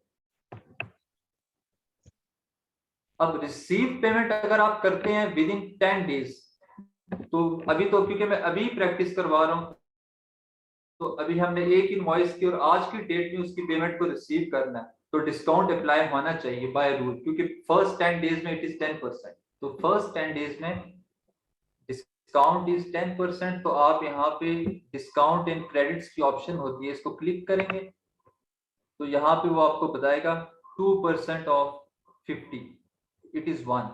तो यहाँ पे 1 रुपीज का उसको डिस्काउंट, $1 इन टर्म में ये रन कर रहा है सॉफ्टवेयर, तो $1 का डिस्काउंट उसको यहाँ पे अवेलेबल है क्योंकि उसकी credit terms is 2% with in 10 days. तो यहाँ पे इसको आप डन करेंगे। बिफोर दैट आप यहाँ पे डिस्काउंट अकाउंट लिंक कर दें, ये 1। नाउ आपके पास क्या है, 50 रुपीज $50 पे रिसीवेबल थे, 1 इज डिस्काउंट, तो आप पे रिसीवेबल अमाउंट कितनी है, इट इज 49, क्योंकि आपने उसको 10 दिन के अंदर कस्टमर ने आपको पे बैक कर दिया है। हमने तो अभी सीख रहे हैं ना, आज की डेट में दोनों ट्रांजेक्शन्स कर रहे हैं, तो वो ऑटोमेटिकली डिस्काउंट उस पर अप्लाई हो जाएगा। तो $50 की ट्रांजेक्शन थी, 1% डिस्काउंट की कैलकुलेशन आ गई, 49 वो है जो आपको रिकवर होगा। तो आप इस ट्रांजेक्शन को सेव एंड क्लोज कर लें, तो कस्टमर की ही लिस्ट में उसकी सेकंड एंट्री आ जाएगी। पहले रिसीवेबल था, नाउ इट इज अनडिपॉजिटेड फंड। अच्छा, क्विक बुक्स में जो स्टैंडर्ड वर्जन हम यूज करें, ये पहले जब भी कस्टमर से आप रिकवरी करेंगे तो ये उसको हेल्ड करेगा अनडिपॉजिटेड फंड अकाउंट में, फिर आप बैंकिंग ट्रांजैक्शन के थ्रू उस अनडिपॉजिटेड फंड को बैंक में ट्रांसफर करते हैं, तो फिर जाके आपका कंप्लीटली बैंक अकाउंट अपडेट होता है।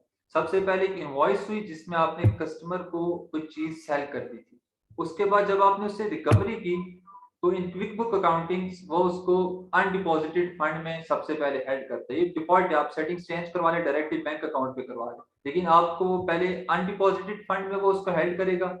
लिस्ट में जाके अकाउंट्स में आप इसको चेक करेंगे तो जो रिसीव्ड बैलेंस है वो अनडिपॉजिटेड फंड में आपको शो होगा $49 का। फिर आप इसको बैंक में डिपॉजिट ट्रांजैक्शन करेंगे,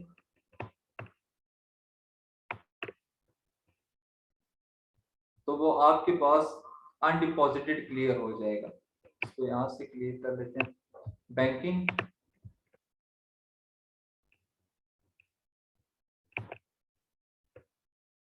मेक डिपॉजिट्स। ठीक, जब आप डिपॉजिट्स को क्लिक करेंगे तो वो आपके पास एक ही कस्टमर आ रहे हैं जिसके साथ ट्रांजैक्शन की है, तो $49 की अमाउंट यहाँ पे जितने भी कस्टमर्स की ट्रांजैक्शन आपने की होगी जिनके अनडिपॉजिटेड फंड्स आपको रिसीव हो गए होंगे, आप उनको यहाँ पे क्लिक करके बैंक में यहाँ से डिपॉजिट कर सकते हैं। अब जब आप इसको सेव एंड क्लोज करेंगे तो जो $49 का बैलेंस आपके अनडिपॉजिटेड में था, पार्शियली हेल्ड हुआ था, आप उसको अनडिपॉजिटेड से बैंक अकाउंट में आपने इसको ट्रांसफर कर दिया, अनडिपॉजिटेड यहाँ पे क्लियर हो जाएगा। तो यहाँ पे जो स्टैंडर्ड ऑप्शन है दैट इज कि आप फर्स्ट एक सेल्स करेंगे, देन उस सेल्स की recovery in form of undeposited fund करेंगे, फ्रॉम अनडिपॉजिटेड फंड आप उसको ट्रांसफर कर देंगे अपने बैंक अकाउंट में। तो 3 स्टेप्स पे ये ट्रांजैक्शन क्लियर हुई है। पहले आपने रिसीवेबल क्रिएट किया, देन रिसीवेबल को राइट ऑफ किया अगेंस्ट अनडिपॉजिटेड फंड, देन लास्ट में आपने उसको बैंक में डिपॉजिट कर दिया। तो हमने पहले टैब यूज की थी invoices for receivables, receive payments for undeposited and make deposit for depositing that undeposited value into the bank account. अब इसके बाद अगर आपने डायरेक्टली कस्टमर के साथ कैश की ट्रांजैक्शन करनी है, मींस आप उसको रिसीवेबल अलाउ नहीं करेंगे, तो उसके लिए सेल्स रिसीट्स की ऑप्शन है इस सॉफ्टवेयर के अंदर कि आप सेल्स रिसीट क्रिएट करके उस कस्टमर को दे दें। इसके अंदर रिसीवेबल जनरेट नहीं होता, इसके अंदर डायरेक्टली अनडिपॉजिटेड फंड जनरेट होता है। आप सेल्स रिसीट करें, वही कस्टमर है क्योंकि मैंने कस्टमर ही एक क्रिएट किया हुआ है, फर्स्ट कस्टमर, मैंने आइटम भी एक ही फॉर सेल पर्पस क्रिएट किया हुआ है, इसका मैं क्वांटिटी 2 दे देता हूँ, रेट 10 दे देता हूँ। $20 की इसको मैं सेल्स कर रहा हूँ थ्रू सेल्स रिसीट। तो सेव एंड क्लोज करने से यहाँ पे आप देखें $20 डायरेक्टली यहाँ पे अनडिपॉजिटेड फंड है। बाय अनडिपॉजिटेड फंड मींस के रिसीवेबल की ट्रांजैक्शन नहीं हुई, डायरेक्टली कैश बेसिस की ट्रांजैक्शन ही है, उसने आपको पैसे दे दिए, अब आप ये बैंक में डिपॉजिट कर सकते हैं। तो ये जो कस्टमर्स के अंदर क्विक बुक्स में ऑप्शंस अवेलेबल है, इनवॉइसेस तब करते हैं जब आपके पास क्रेडिट बेसिस की ट्रांजैक्शंस और रिसीवेबल जनरेट करने हो, सेल्स रिसीट्स तब करते हैं जब आपके पास कैश बेसिस की ट्रांजैक्शन है, आपने रिसीवेबल जनरेट नहीं करने, और जब आपके पास रिसीवेबल की जो ट्रांजैक्शन हुई होती है उसकी रिकवरी करनी है तो रिसीव पेमेंट्स की ऑप्शन आती है। तो आप होम टैब पे अगर जाएं तो आप अगर सीखना चाहें तो यहाँ पे जो भी एक ऑप्शन है उसके ऊपर कर्सर को आप लेके जाएंगे, साथ आपको उसके डिस्क्रिप्शन प्रोवाइड करता है कि आपके पास यहाँ पे अब मैंने आपको डिस्क्रिप्शन बताई रिसीट्स की, इनवॉइसेस की बताई, तो नीचे यहाँ पे लिखा है bill your customer and receive the payment later. Receive the payment later means receivable की ट्रांजेक्शन है। फिर रिसीव पेमेंट इज जब आप उस रिसीवेबल को रिकवर करेंगे तो यहाँ पे रिकॉर्ड करेंगे। तो यहाँ पे आप किसी भी एक ऑप्शन के ऊपर कर्सर को लेके जाएंगे तो वो आपको उसकी डिस्क्रिप्शन बता देगा कि यहाँ पे होता क्या है। अब सेल्स रिसीट किस लिए होता है? Bill your customers and receive the payment at the same time. जब आपने कस्टमर को बिल किया और उसी वक्त उसकी पेमेंट भी आपने रिसीव किया तो सेल्स रिसीट को यूज करना है। तो ये डिस्क्रिप्शंस आपको फ्रंट पेज पे कर्सर यहाँ पे किसी भी ऑप्शन पे लेके जाएं वो आपको प्रोवाइड कर देगा। तो आप कस्टमर्स में जाएं तो हमने यहाँ पे 3 जगह ट्रांजेक्शन्स की, इनवॉइसेस की, रिसीट्स की और उसकी पेमेंट रिसीव करने की। अब स्टेटमेंट चार्जेस क्या होते हैं? ये ऑप्शन है डिफरेंट कि आप किस लिए यूज करते हैं। स्टेटमेंट चार्जेस को क्लिक करें तो आपको डिटेल ऑफ ट्रांजैक्शन शो कर देगा कि आपने इस कस्टमर के साथ कौन कौन सी ट्रांजैक्शंस की हैं। तो डेट वाइज यहाँ पे स्टेटमेंट चार्जेस आपके पास आ जाएंगे। फिर इसके बाद आप यहाँ पे डिफरेंट कस्टमर्स को क्लिक करके डिफरेंट स्टेटमेंट चार्जेस देख सकते हैं। अच्छा, इन सॉफ्ट क्विक बुक के अंदर आपके पास ऑप्शन होती है प्रोजेक्ट बेस्ड कॉस्टिंग। अगर आपने कोई स्पेसिफिक जॉब है, एड जॉब मीन्स कोई प्रोजेक्ट है, किसी कस्टमर से दिया हुआ है, एक कस्टमर की कोई टास्क है आपने उसी के लिए परफॉर्म करनी है, तो उसको एक अलग से जॉब नंबर असाइन करके आप पूरी प्रोसेसिंग उसकी कर सकते हैं। लेकिन that is for the companies जो कि बैच ऑर्डर मीन्स के जो कि बैच में या प्रोजेक्ट बेस्ड कॉस्टिंग करते हैं, उसके लिए कस्टमाइजेशन काफी रिक्वायर्ड होती है। ये स्टैंडर्ड में जॉब्स को क्रिएट करके हैंडल करना इज डिफिकल्ट टास्क, आप कस्टमाइज करवा के जॉब्स को हैंडल करते हैं। ठीक, तो ये था कस्टमर की टैब में आप क्या क्या एक्टिविटीज परफॉर्म कर सकते हैं। क्रेडिट पे ट्रांजैक्शंस कर सकते हैं, उनके साथ कैश बेसिस की ट्रांजैक्शंस कर सकते हैं, उनसे रिकवरीज कर सकते हैं, देन आप उन रिकवरीज को बैंक में डिपॉजिट कर सकते हैं। तो इस तरह से कस्टमर की ट्रांजैक्शंस क्लियर होती हैं। अब कस्टमर्स के बाद जो सेकंड इंपॉर्टेंट मॉड्यूल है, इसमें 2 इंपॉर्टेंट मॉड्यूल्स हैं जिनमें वर्किंग ज्यादा रिक्वायर्ड होती है। एक आपने कस्टमर को कुछ बेचा उसकी ट्रांजैक्शंस को क्लियर करना, दूसरा आपने वेंडर से कुछ परचेज किया उसकी ट्रांजैक्शंस को क्लियर करना। तो आपने अपने वेंडर्स से रिलेटेड ट्रांजैक्शंस परफॉर्म करनी है। अब वेंडर्स वो है जिनसे आपने इन्वेंट्री परचेज करनी है, तो कोई भी आप यहाँ पे वेंडर क्रिएट कर लें, वेंडर 1 के टाइटल इसको बेशक प्रोवाइड कर दें और the expense account link to this vendor is COGS account. अब ये एक वेंडर 1 रैंडमली आपने क्रिएट कर लिया, इसके साथ आप वेंडर्स की कौन कौन सी आप ट्रांजैक्शंस कर सकते हैं। नॉर्मली लाइक जिस तरह कस्टमर का फ्लो होता है, एक वेंडर है उसके साथ आप उससे परचेजेस की ट्रांजैक्शन कर सकते हैं, उससे इन्वेंट्री खरीदेंगे, रिसीव करेंगे, देन उसको बिल पे कर देंगे। तो वेंडर्स में भी यही है कि आपने एक वेंडर को इन्वेंट्री के लिए ऑर्डर देना है जिसको आप परचेज ऑर्डर बोलेंगे, देन आप उसकी इन्वेंट्री रिसीव कर सकते हैं सिर्फ, बट विदाउट एनी बिल। अगर सिर्फ आपको इन्वेंट्री आई है उसके साथ बिल नहीं दिया, एक ये ऑप्शन भी है और एक ये ऑप्शन भी है कि इन्वेंट्री भी आपको रिसीव होगी और साथ आपको बिल भी रिसीव हो गया। And the last option is के रिसीव आइटम्स कि सिर्फ आपने उनमें से इन्वेंट्री को किया और एंड में उसका बिल पे कर दिया। तो पे bill is the last option कि आपने उसको बिल भी पे कर देना जो इन्वेंट्री उसने आपको सप्लाई की थी। तो हम इसको प्रोसेस वाइज देखते हैं। पहले आप एक ऑर्डर क्रिएट करते हैं कि एक वेंडर को हमने ऑर्डर दिया कि वो हमें एक चीज सप्लाई कर दे, वेंडर 1 है, इससे हम वही चीज परचेज करते हैं जो हमने इन्वेंट्री पार्ट में क्रिएट किया। इनवॉइस बनाने का तरीका एक ही है, बस आपको 3 से 4 सेक्शंस करना आनी चाहिए। वेंडर कौन सा है, उससे क्या चीज परचेज करनी है, कितनी अमाउंट है, कितनी क्वांटिटी है और डेट क्या है। ठीक, तो ये बेसिक्स है। तो बेसिक में आप इतना ही होता है कि आपने वेंडर का नाम पता है, उससे क्या चीज परचेज करनी है, क्वांटिटी क्या है, उसकी प्राइस क्या है। तो ये इन्फॉर्मेशन आपने यहाँ पे एंटर की तो आपका परचेज ऑर्डर यहाँ पे क्रिएट हो जाएगा। Quantity is 5 and the rate is 15। अब ये एक रैंडमली ट्रांजैक्शन जहाँ पे एंटर की है कि एक वेंडर है, वेंडर 1, उससे हम ये चीज परचेज करेंगे, 5 क्वांटिटी होगी, उसके रेट 815 होगा, टोटल बिल इज 75। इसको आप सेव एंड क्लोज कर लें तो आपके पास एक परचेज ऑर्डर यहाँ पे आ जाएगा कि आपने इस वेंडर को एक ऑर्डर प्लेस किया हुआ है जो आपको ये सप्लाई करेगा। अब चार्ट ऑफ अकाउंट्स में ये कहाँ पे शो होता है?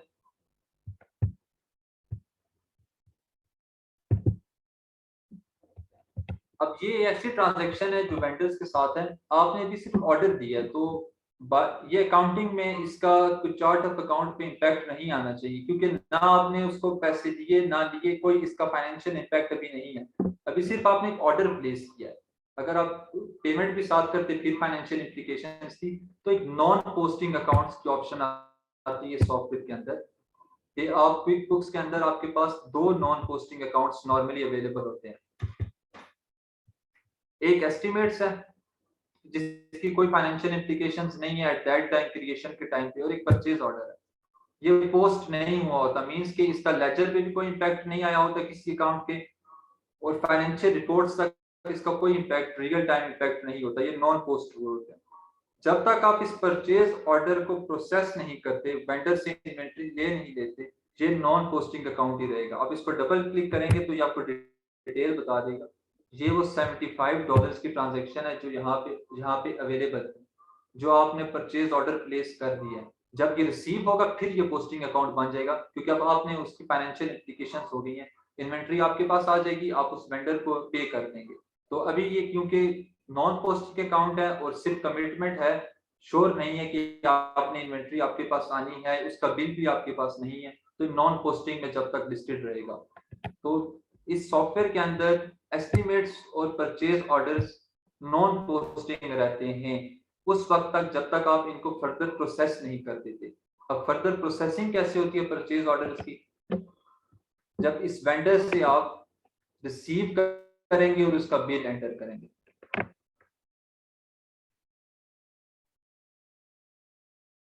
अब वही वेंडर 1 है, अब इसको मैं यहाँ पे क्लिक करता हूँ तो ये मुझे बताएगा open purchase orders exist for this vendor. इसका मतलब यह है वो सॉफ्टवेयर ऑटोमेटिकली लिंक कर है कि इस वेंडर को आपने एक ऑर्डर दिया हुआ, उसी ऑर्डर के अगेंस्ट रिसीव करना है तो यस करें, तो ये लिस्ट ऑफ ऑर्डर्स आ जाएगी जो इस वेंडर्स को प्लेस किया हुआ है। तो अब इस वेंडर को मैंने एक ही ऑर्डर प्लेस किया, उसको मैंने टिक कर लिया, थोड़ा सा प्रोसेसिंग में टाइम होगा तो यहाँ पे उसकी सारी इंफॉर्मेशन आ जाएगी।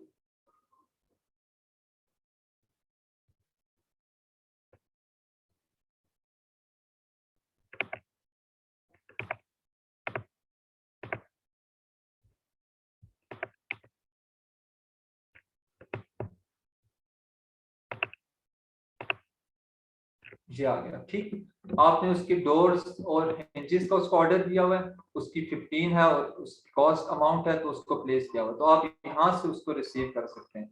अब आपने कितनी क्वांटिटी रिसीव करनी है 1 कर लें, at the cost of 15, save and close. अब आपके पास अकाउंट्स पेबल आ जाएगा। अब प्रॉपरली उसकी फाइनेंशियल इम्प्लीकेशन आपके पास आ गई है कि आपने एक क्वांटिटी वेंडर से रिसीव की है $15 के अगेंस्ट, तो अब इसका अकाउंट्स पेबल जनरेट हो जाएगा। अब इसकी फाइनेंशियल इम्प्लीकेशन आ गई है, तो अब ये नॉन पोस्टिंग नहीं रहा। तो अब आप इसको जाके जब चेक करेंगे अपने अकाउंट्स की अपडेट्स में, तो आपके पास अकाउंट पेबल अकाउंट है, उसके अंदर 15 का बैलेंस आना शो हो जाएगा। ठीक, इसका मतलब है कि अब आपके पास इतना पेबल आ गया, इतना आपने इस वेंडर को पे करना है, आपने $15 की इन्वेंट्री उससे परचेज कर ली है। अब थर्ड स्टेप क्या होगा कि आप इस अकाउंट पेबल को वेंडर को पे कर दें, तो उसकी क्लियरेंस की एंट्री यहाँ पे होनी चाहिए। पहले आपने ऑर्डर दिया, देन आपने उसको रिसीव किया बट कैश पे नहीं किया अभी तक, अब आप उसको पे ऑफ कर देंगे। तो पे ऑफ करने के लिए जो टैब है यहाँ पे, दैट इज पे बिल्स। पे बिल्स में गए तो यहाँ पे जितने भी किसी भी वेंडर्स के बिल होंगे उसकी सारी लिस्ट होगी। जिस वेंडर की जो अमाउंट आपने पे करनी है, थ्रू चेक मेथड करनी है, क्रेडिट कार्ड के थ्रू करनी है, जो भी आपके पास method, designated method, integrated method है, मींस कि आपके साथ सिस्टम जो होगा बैंकिंग अकाउंट के साथ लिंक होगा, तो जिस मेथड के थ्रू आपने इसको पे ऑफ करना है, आप यहाँ पे चेक मार्क करेंगे और पे सिलेक्टेड बिल के ऑप्शन पे जाएंगे। तो ये वेंडर 1 था, इसका 15 का था, वो एक्नॉलेजमेंट है, पे डन। तो अब आप यहाँ पे देखें, आपके पास थर्ड ट्रांजैक्शन आ जाएगी कि पहले परचेज ऑर्डर था, then it was accounts payable, then it was cash, कि आपने उस वेंडर को पे बैक कर दिया। अब सिमिलर ट्रांजैक्शन को हम एंटर करते हैं, एंटर बिल करते हैं। अब एंटर बिल आप डायरेक्टली भी कर सकते हैं।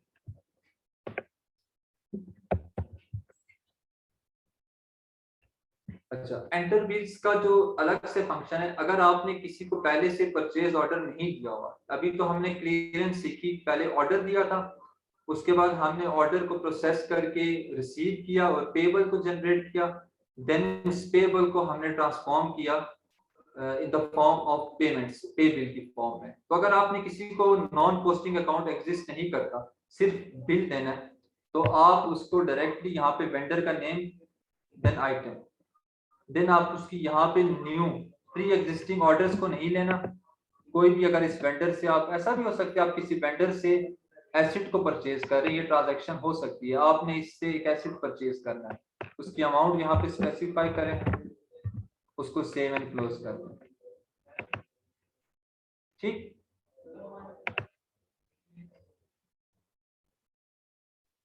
अब ये एक अकाउंट पेबल आ गया 50,000 का।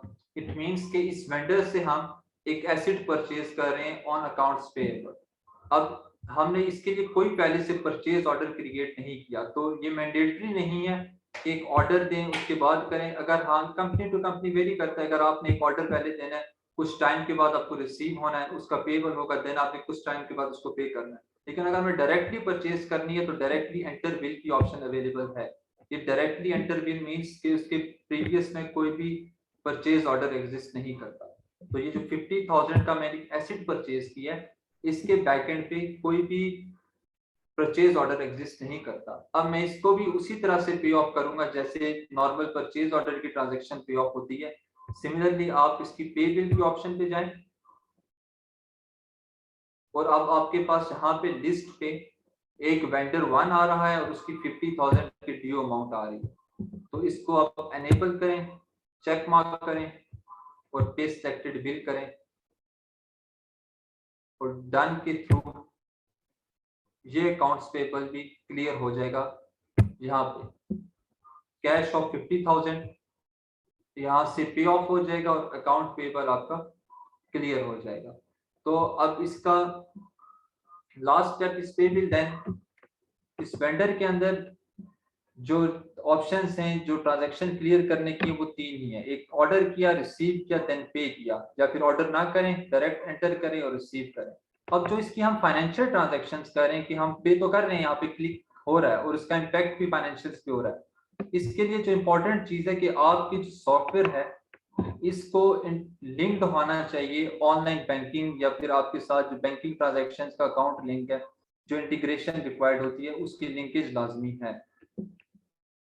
अब यहाँ पे क्योंकि पॉसिबल नहीं है कि ओरिजिनल बैंक अकाउंट किसके साथ लिंक करें, but the process of linking कि आप इस लिंक कैसे एस्टेब्लिश करते हैं बैंक के साथ और अपने इस क्विक बुक्स के साथ।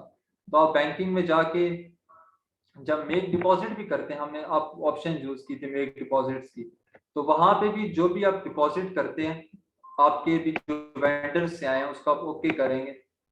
तो यहाँ पे भी वो डिपॉजिट जो कर रहा है बैंक में, वो यहाँ पे बैंक अकाउंट नंबर आपको सब कुछ में करना पड़ता है। बट द रीजन इज कि यहाँ पे हमारे पास कोई ओरिजिनल इंफॉर्मेशन नहीं है, तो यहाँ पे आप लिंक नहीं कर सकते। But when you have original information, तो आप जब बैंकिंग ट्रांजैक्शन करेंगे तो जहाँ पे भी पेमेंट की एंट्री करेंगे, तो साथ आपको बैंक का मेथड मैंडेटरी है, आप स्पेसिफाई करें कि इस बैंक के थ्रू, इस चेक के थ्रू, इस क्रेडिट कार्ड के थ्रू हम इसको पे ऑफ कर रहे हैं। तो वो अगर लिंक्ड है तो ऑटोमेटिकली आपको उसकी रिकंसिलिएशन प्रोवाइड करेगा कि ये कैसे पे ऑफ हुआ है।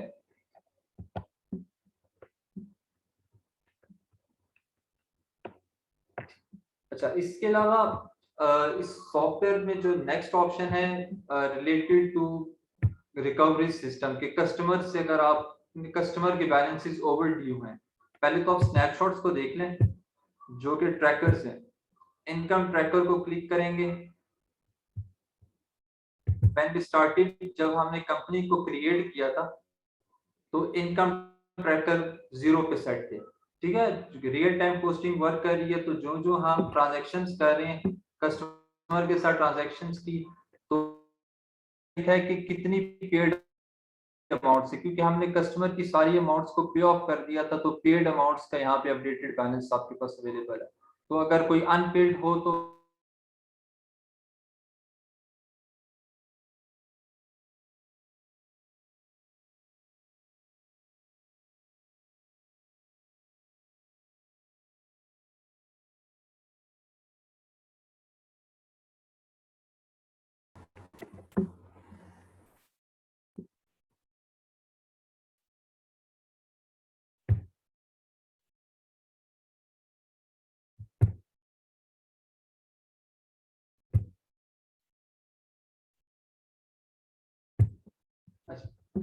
अब यहाँ पे हमने सिर्फ उसकी पेमेंट्स को क्लियर कर दिया था, तो क्लियरेंस की वजह से हमारे पास जो बिल ट्रैकर है वो पेड में शो हो रहा है। अगर ना क्लियर करते तो यहाँ पे जो भी रेलिवेंट बॉक्स है वहां पे उसकी ट्रैकिंग शो होनी थी।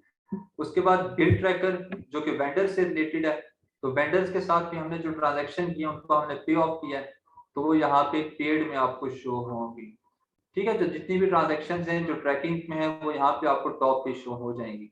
तो इसको हम जो जो ट्रांजैक्शंस करते जाएंगे, ये ट्रैकिंग की सारी यहाँ पे इंफॉर्मेशन अपडेट होती जाएंगी। तो स्टार्ट वॉज के हमने इनसाइट्स में देखा था काफी ऑप्शंस अवेलेबल थी। तो ये ग्राफ्स इनिशियली जब हमने कंपनी क्रिएट की थी तो यहाँ पे इंफॉर्मेशन कुछ भी नहीं थी, ये 0 पे थे। तो अब जो जो हमने ट्रांजैक्शंस की डिफरेंट अकाउंट्स में अमाउंट्स का एंटर किया, तो ये इनसाइट्स के जितने भी अकाउंट्स हैं वो सारे यहाँ पे फिल हो गए हैं, सारी ऑप्शंस यहाँ पे अब अपडेट हो गई हैं। तो ये रियल टाइम की वर्किंग है कि जो आप आगे किए जा रहे हैं उसको आप साथ साथ हर जगह अपडेट कर रहे हैं, सिस्टम ऑटोमेटिकली अपडेट कर रहा है। सही। अब यह है कि एक एक्स्ट्रा ऑप्शंस भी हैं कि जो आप लर्न कर सकते हैं, जो कि इन डिटेल आप लर्न कर सकते हैं कि क्विक बुक्स में आप मजीद क्या क्या कर सकते हैं। तो ये रेंज ऑफ ऑप्शंस आपको प्रेफरेंसेस में मिलेगी कि आप इन्वेंट्री आइटम्स के साथ एस्टीमेट के साथ कौन कौन सी ऑप्शन इनेबल डिसेबल कर सकते हैं। जो जो आप ट्रांजैक्शंस करते जाते हैं कम्प्लेक्सिटी बढ़ती जाती है, जब आपको किसी चीज की नीड अराइज होती है कि अब हमने ये करना है, तो वो ऑप्शंस आप प्रेफरेंसेस से जाके चेक कर सकते हैं कि इस सिस्टम के अंदर अवेलेबल हैं या नहीं। एक एग्जांपल के लिए में ऑप्शन सेल्स टैक्स जैसे है। अब सेल्स टैक्स भी एक इम्पॉर्टेंट चीज है, आप इसको अप्लाई कर सकते हैं। अगर किसी कस्टमर की कोई प्रोडक्ट है उस पर सेल्स टैक्स अप्लाई होता है, तो आप यहाँ पे जब भी ट्रांजैक्शन कर रहे होंगे यहाँ बॉटम पे टैक्स की ऑप्शन आएगी। तो according to the country standard, जो भी कंट्री है जितना भी टैक्स लगता है उस प्रोडक्ट का टैक्स कितना है, यहाँ पे आप न्यू टैक्स उस कस्टमर की इनवॉइस के लिए या वेंडर की इनवॉइस के लिए जो भी प्रोडक्ट है यहाँ पे टैक्स क्रिएट कर सकते हैं। तो अब आपको पता होना चाहिए कि आपने टैक्स किस चीज के लिए क्रिएट करना है, आपकी स्टेट का टैक्स रेट कितना है, प्रोडक्ट का टैक्स कितना है। तो यहाँ पे मेरे पास इन्वेंट्री पार्ट था, तो मैं उस इन्वेंट्री पार्ट का यहाँ पे टैक्स कर सकता हूँ। तो जो भी टैक्स मैं सेल्स टैक्स आइटम यहाँ पे क्रिएट करता हूँ, जनरल सेल्स टैक्स जीएसटी अगर करता हूँ, फॉर एग्जांपल इन पाकिस्तान मैं इसको 17% अगर कर लेता हूँ, तो ये एक सेल्स टैक्स यहाँ पे मैंने क्रिएट कर लिया जीएसटी।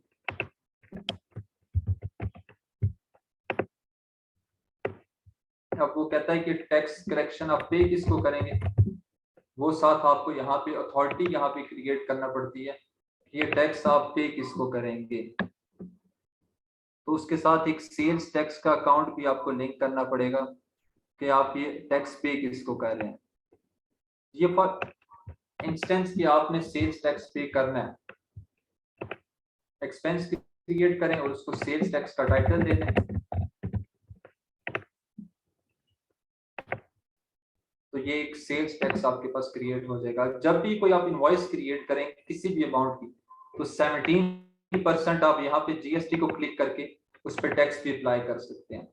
क्वांटिटी अगर मैं यहाँ पे 1 लिखता हूँ, फॉर द सेम आइटम जिसको हम प्रैक्टिस कर रहे हैं, उसकी प्राइस अगर मैं 10 लिखता हूँ तो अब 10 रुपीज पे 17% टैक्स अप्लाई होना चाहिए। तो यहाँ पे नीचे जीएसटी को क्लिक किया तो 1.70 उस पर टैक्स अप्लाई हो गया। तो इस तरह से आप टैक्स किसी भी प्रोडक्ट का यहाँ पे उसके अकॉर्डिंगली यहाँ पे टैक्स का रेट, यहाँ पे प्रोडक्ट 1 लिख के उसका टैक्स का रेट, प्रोडक्ट 2 लिख के उसका टैक्स का रेट, जितने भी आपके पास इन्वेंट्री आइटम्स हैं उन सब का टैक्स का रेट यहाँ पे सेट कर सकते हैं और अकॉर्डिंगली इनवॉइसेस पे उसको अप्लाई कर सकते हैं। टैक्सेस के अलावा जो अदर ऑप्शंस आप यूज कर सकते हैं जो नॉर्मली यूज होती है कि आप कस्टमर से पेमेंट्स रिकवर करने के लिए फाइनेंस चार्जेस अप्लाई करते हैं। मींस के जो भी ओवर ड्यू बैलेंस होगा उस पे आप कोई इंटरेस्ट रेट चार्ज कर लेते हैं ताकि रिकवरीज आपको क्विक रिकवरीज हो, जो कस्टमर ने आपकी अमाउंट्स पे ऑफ करनी है। तो अगर यहाँ पे मैंने 5% रेट चार्ज कर दिया किसी कस्टमर, तो इट मींस जब वो ओवर ड्यू हो जाएगी उसकी कोई भी अमाउंट, तो वो मुझे 5% उस पे ऑफ करेगा एडिशनल रिसीवेबल पे, जो भी ड्यू पीरियड में वो पे नहीं कर सका। तो इस तरह की ऑप्शंस, काफी डिफरेंट ऑप्शंस आपको यहाँ पे क्विक बुक्स के अंदर आपको मिल जाएंगी, जो आप अपनी कंपनी अपने डिसीजंस के अकॉर्डिंगली यहाँ से उनको अप्लाई कर सकते हैं। तो कॉमन है, आपने सेल्स टैक्स हर कंपनी में यूज करना ही होता है, वो आप अपनी मर्जी से क्रिएट कर सकते हैं जितने भी टैक्सेस यहाँ पे क्रिएट करना चाहें। उसके अलावा ओवर ड्यू बैलेंसेस पे फाइनेंस चार्जेस कंपनीज अप्लाई करती हैं कि रिसीवेबल 30 डेज में रिकवर नहीं हुआ तो अब आप 31st डे से कस्टमर आपको पेनल्टी चार्ज करे, तो उसको ग्रेस पीरियड 0 अलाउ करके उस पर पेनलाइज भी कर सकते हैं, यहाँ से पेनल्टीज भी सेट कर सकते हैं। तो ये फाइनेंस चार्ज की एप्लीकेशन भी आप कर सकते हैं। अच्छा, यहाँ पे सॉफ्टवेयर के अंदर एक चीज हमेशा याद रखनी है कि जो भी आप सेटिंग कर रहे होते हैं उसके साथ एसोसिएटेड चार्ट ऑफ अकाउंट लाजमी होता है। आपने कस्टमर किया उसके साथ सेल्स अकाउंट लिंक था, वेंडर किया उसके साथ purchase accounts payable account link था, सीओजीएस अकाउंट लिंक था, इन्वेंट्री किया इन्वेंट्री लिंक था। अब मैं फाइनेंस चार्ज कर रहा हूं तो इससे भी एक अकाउंट लिंक होगा कि फाइनेंस चार्ज की ट्रांजैक्शंस किस अकाउंट में जाके रिकंसाइल होंगी, कहाँ पे जाके अपडेट होंगी। तो यहाँ पे अगर मेरे पास फाइनेंस चार्ज इनकम अकाउंट है तो ठीक, नहीं तो जहां जहां पे भी अकाउंट को आप लिंक करने की ऑप्शन जो देगा आपको, साथ ऐड न्यू की ऑप्शन लाजमी देगा, तो वहां पे आप न्यू अकाउंट ऐड कर सकते हैं। तो आप फाइनेंस चार्ज जहां पे इनकम अकाउंट ऐड कर लें। अब आप इसको सेव करेंगे तो अब जब भी कस्टमर का बैलेंस ओवर ड्यू हो जाएगा तो उसकी ऑटोमेटिकली 5% उस पर अप्लाई होगा ओवर ड्यू बैलेंस पे, तो उसका रिसीवेबल अकाउंट उतनी अमाउंट से बढ़ता जाएगा आफ्टर ड्यू डेट। तो ये फाइनेंस चार्ज की एप्लीकेशन है। इस तरह से एडिट में काफी ज्यादा ऑप्शंस आपको मिल जाएंगी जिनको आप अपनी नीड्स के अकॉर्डिंगली अप्लाई कर सकते हैं। इसके अलावा एक मॉड्यूल है एम्प्लॉयज का, जो नॉर्मली ऑनलाइन सर्विसेज से बेटर आप फंक्शन कर सकते हैं। जो एम्प्लॉयज का, इस पे हम डिटेल में इसकी थोड़ी एक्सप्लेनेशन प्रोवाइड नहीं कर रही क्योंकि ये ऑनलाइन पेरोल से ज्यादा अच्छे तरीके से मेंटेन हो जाता है। नॉर्मली आप यहाँ पे एक एम्प्लॉय को क्रिएट करने, किसी भी नाम से एक एम्प्लॉय क्रिएट करने, तो आपको कुछ ज्यादा नहीं करना पड़ता। इसकी टैक्स जितने भी जो टैक्स रेट है, इसकी सैलरी में डिडक्शंस कितनी है, सारी पेरोल आपको रन करना पड़ता है। लेकिन अगर आप कोई पेरोल सोल्यूशन इसके क्रिएट कर लेंगे तो आपको मैन्युअली पेरोल ऐड नहीं करना पड़ेगा। ठीक, तो अगर आपने पेरोल मैन्युअली ऐड होता है कि आपको ये पेरोल ऐड करना आना चाहिए, तो आप किसी भी एम्प्लॉय के पेरोल पे जाएं, उसका ऐड न्यू करके आप अपनी मर्जी से एक प्लान सेट कर लें कि हम अपने एम्प्लॉयज को कैसे पे करते हैं। लेकिन ये बड़ा बेसिक्स है, आप इसको कस्टमाइज करके या फिर online payroll services quick books की यूज करके या प्रोफेशनल्स के साथ बैठ के अपना पेरोल डिसाइड कर सकते हैं, इसको कस्टमाइज करवा सकते हैं। लेकिन जो बाय स्टैंडर्ड बाय डिफॉल्ट आप अगर यहाँ पे मंथली एक पेरोल डिजाइन करना चाहें, उसके लिए मंथली लिख लें और what is the pay period end date लिख लें कि हर मंथ के एंड पे हम उसको पे करेंगे, और चेक पे भी लास्ट डेट अपीयर होगी तो एंड ऑफ द मंथ की सिलेक्शन करें। तो ये बड़ा बेसिक्स है कि आपने एक मंथली पेरोल क्रिएट किया और उसकी एंड ऑफ द मंथ आपने क्लियरेंस करनी। तो एंड ऑफ द मंथ हर महीने के एंड पे ये पेरोल रन होगा और ऑटोमेटिकली उनकी सैलरीज उनके एम्प्लॉयज में ट्रांसफर होंगी। होगी।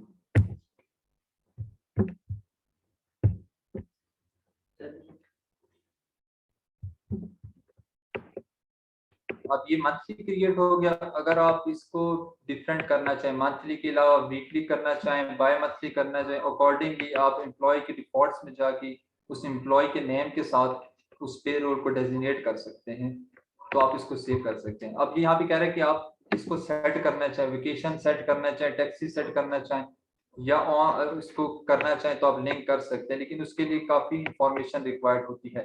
तो आप बेसिक इंफॉर्मेशन यहाँ पे फिल करके इस एम्प्लॉय को सेव कर सकते हैं। लेकिन अगर आपके पास कंपनी की सारी इंफॉर्मेशन अवेलेबल है, एडिशनल इंफॉर्मेशन भी अवेलेबल है, तो उसके साथ ही आप एम्प्लॉयज की बेटर फंक्शनिंग को परफॉर्म कर सकते हैं। बाय द एंड आपके पास एम्प्लॉयज की क्रिएशन है, बैंकिंग और रिपोर्ट्स है। एम्प्लॉयज की इंफॉर्मेशन फिर बता दूं कि फॉर डिटेल क्रिएशन आपके पास एम्प्लॉयज का कंप्लीट डाटा, आपकी कंपनी कौन कौन से टैक्स लगाती है, ये सारी इंफॉर्मेशन होनी चाहिए।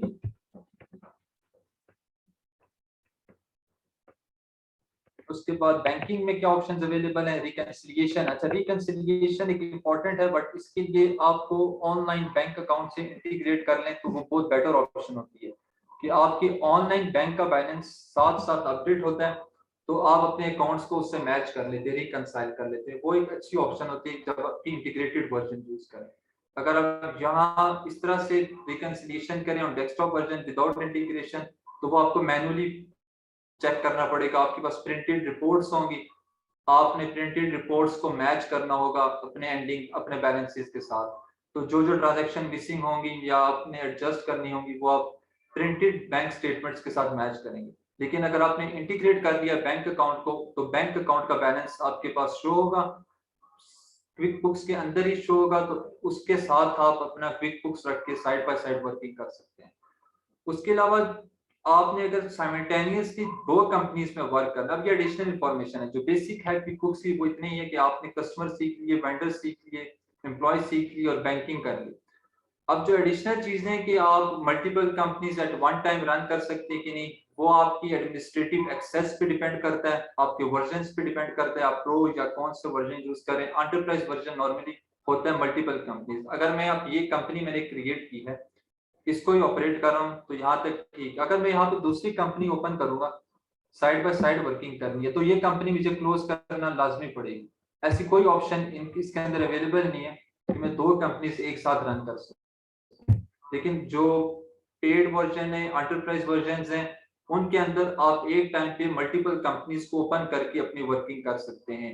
एक कंपनी से दूसरी कंपनी में डाटा शिफ्ट कर सकते हैं, इंटीग्रेशन कर सकते हैं। तो ये सारी options with the choice of your version depend करती है। तो last is the report section. जितना भी आपने काम कर लिया वो आप रिपोर्ट्स पे जाके डिस्प्ले कर सकते हैं। आपको कंपनी फाइनेंशियल्स में जा सकते हैं, हमने 2-4 ट्रांजैक्शंस किए हैं, उन 2-4 ट्रांजैक्शंस की यहाँ पे आपको फाइनेंशियल स्टेटमेंट्स मिल जाएंगी। उसकी प्रॉफिट एंड लॉस क्या है, उसके अंदर इनकम कितनी हुई, लॉस कितना हुआ, वो सारा आपको यहाँ से मिल जाएगा। इसके अलावा मल्टीपल रिपोर्ट्स आपको यहाँ से ऑब्टेन कर सकते हैं। इन्वेंट्री की अलग से रिपोर्ट्स आप फाइंड कर सकते हैं, जर्नल लेजर्स की अलग से, जैसे मैंने 2-3 जर्नल एंट्रीज की थी, तो आप जर्नल एंट्रीज की यहाँ से जाके रिपोर्ट्स फाइंड कर सकते हैं कि कौन कौन सी जर्नल एंट्रीज मैंने पास की थी। ये जर्नल एंट्रीज की रिपोर्ट आ गई। तो रिपोर्ट्स की टैब्स में जाके आप डिफरेंट ट्रांजैक्शन जो भी आपने किए उनकी reporting as per your needs आप वहां से उसको ऑब्टेन कर सकते हैं। तो ये लास्ट है कि आपने सारी ट्रांजैक्शंस की, सारे सब कुछ किया और लास्ट में अपनी फाइनेंशियल रिपोर्ट्स को आपने एक्सेस कर लिया और उनकी बेसिस पे जो भी आपने उसका फाइनेंशियल यूजर है उसको यूज कर सकता है। तो लास्ट 10 मिनट्स हैं वो आप सबके लिए कि कोई भी क्वेश्चन कंसर्न हो, क्वेरी हो तो आप मुझसे शेयर कर सकते हैं।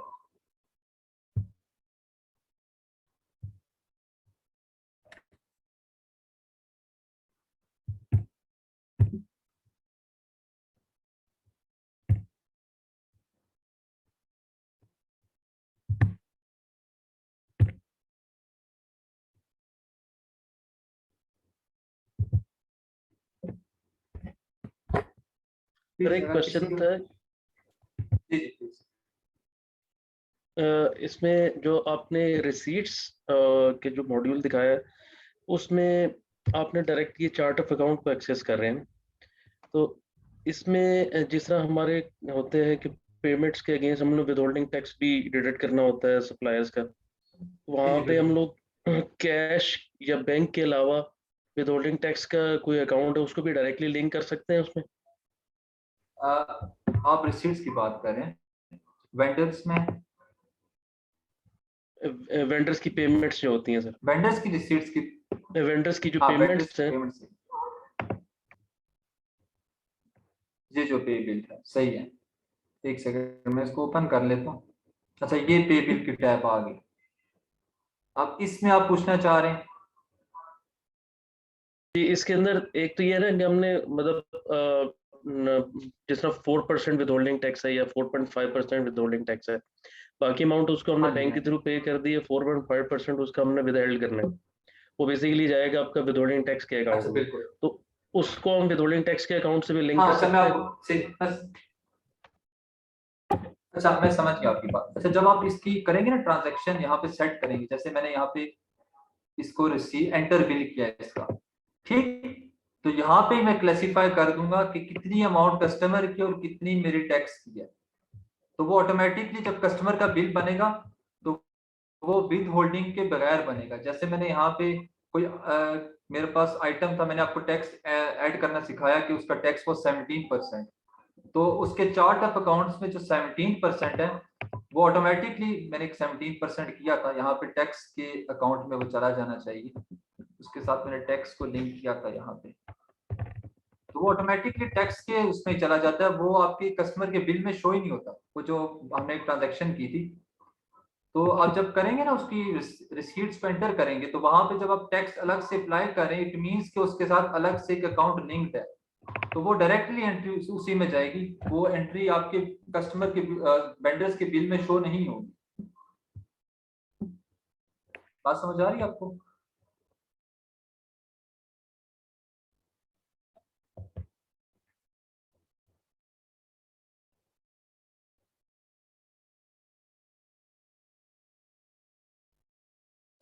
आपको क्लियर हुआ?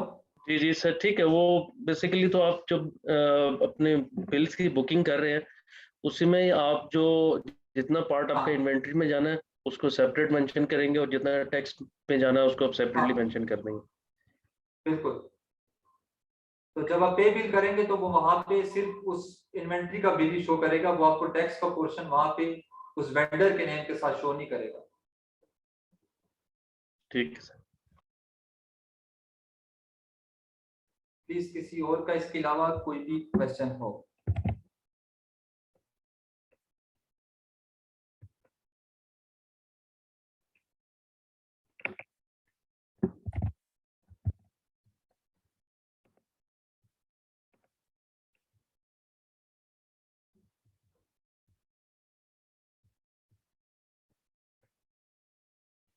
अच्छा इन द एंड आपको एक चीज दोबारा गाइड कर दूं कि अगर आपने प्रैक्टिस करना है इसको अच्छे तरीके से, तो आप ये तो क्योंकि सॉफ्टवेयर जो हम इंस्टॉल करते हैं क्रैक वर्जन ये काफी चलते हैं, इसके अंदर आपको बार बार री इंस्टॉलेशन की जरूरत नहीं पड़ती, तो वो वर्कआउट करते रहते हैं। आप 30 डेज का डेस्कटॉप वर्जन डाउनलोड कर लें और 30 डेज की ऑनलाइन सब्सक्रिप्शन ले लें, तो ये दोनों इंटीग्रेशन करके आप उस पर वर्किंग करें तो वो एक बेस्ट सोल्यूशन है। आप बैकअप को वहां पे जाके रिस्टोर करें या एट सेम टाइम आप ऑनलाइन और डेस्कटॉप वर्जन पे वर्क करें, तो आप एक ही दिन उसका डेस्कटॉप वर्जन डाउनलोड करके इंस्टॉल कर लें। वो क्विक बुक फ्री प्रोवाइड करता है 30 डेज तक, और 30 डेज की ऑनलाइन सब्सक्रिप्शन भी ले लें, तो ऑनलाइन भी आपको वो कुछ ऑप्शंस दे देगा, तो आप दोनों को एट वन टाइम वहां पे लर्निंग पर्पस के लिए यूज कर सकते हैं। ठीक, ठीक है। Thank you for all the part two all the participants for taking the time out for this session. Thank you. Thank you sir.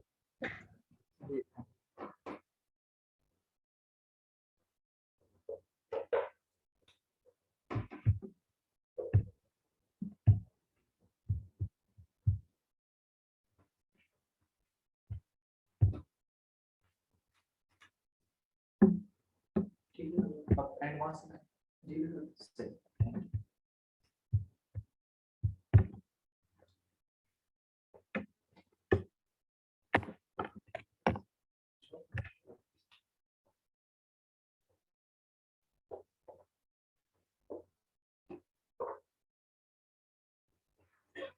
बैठे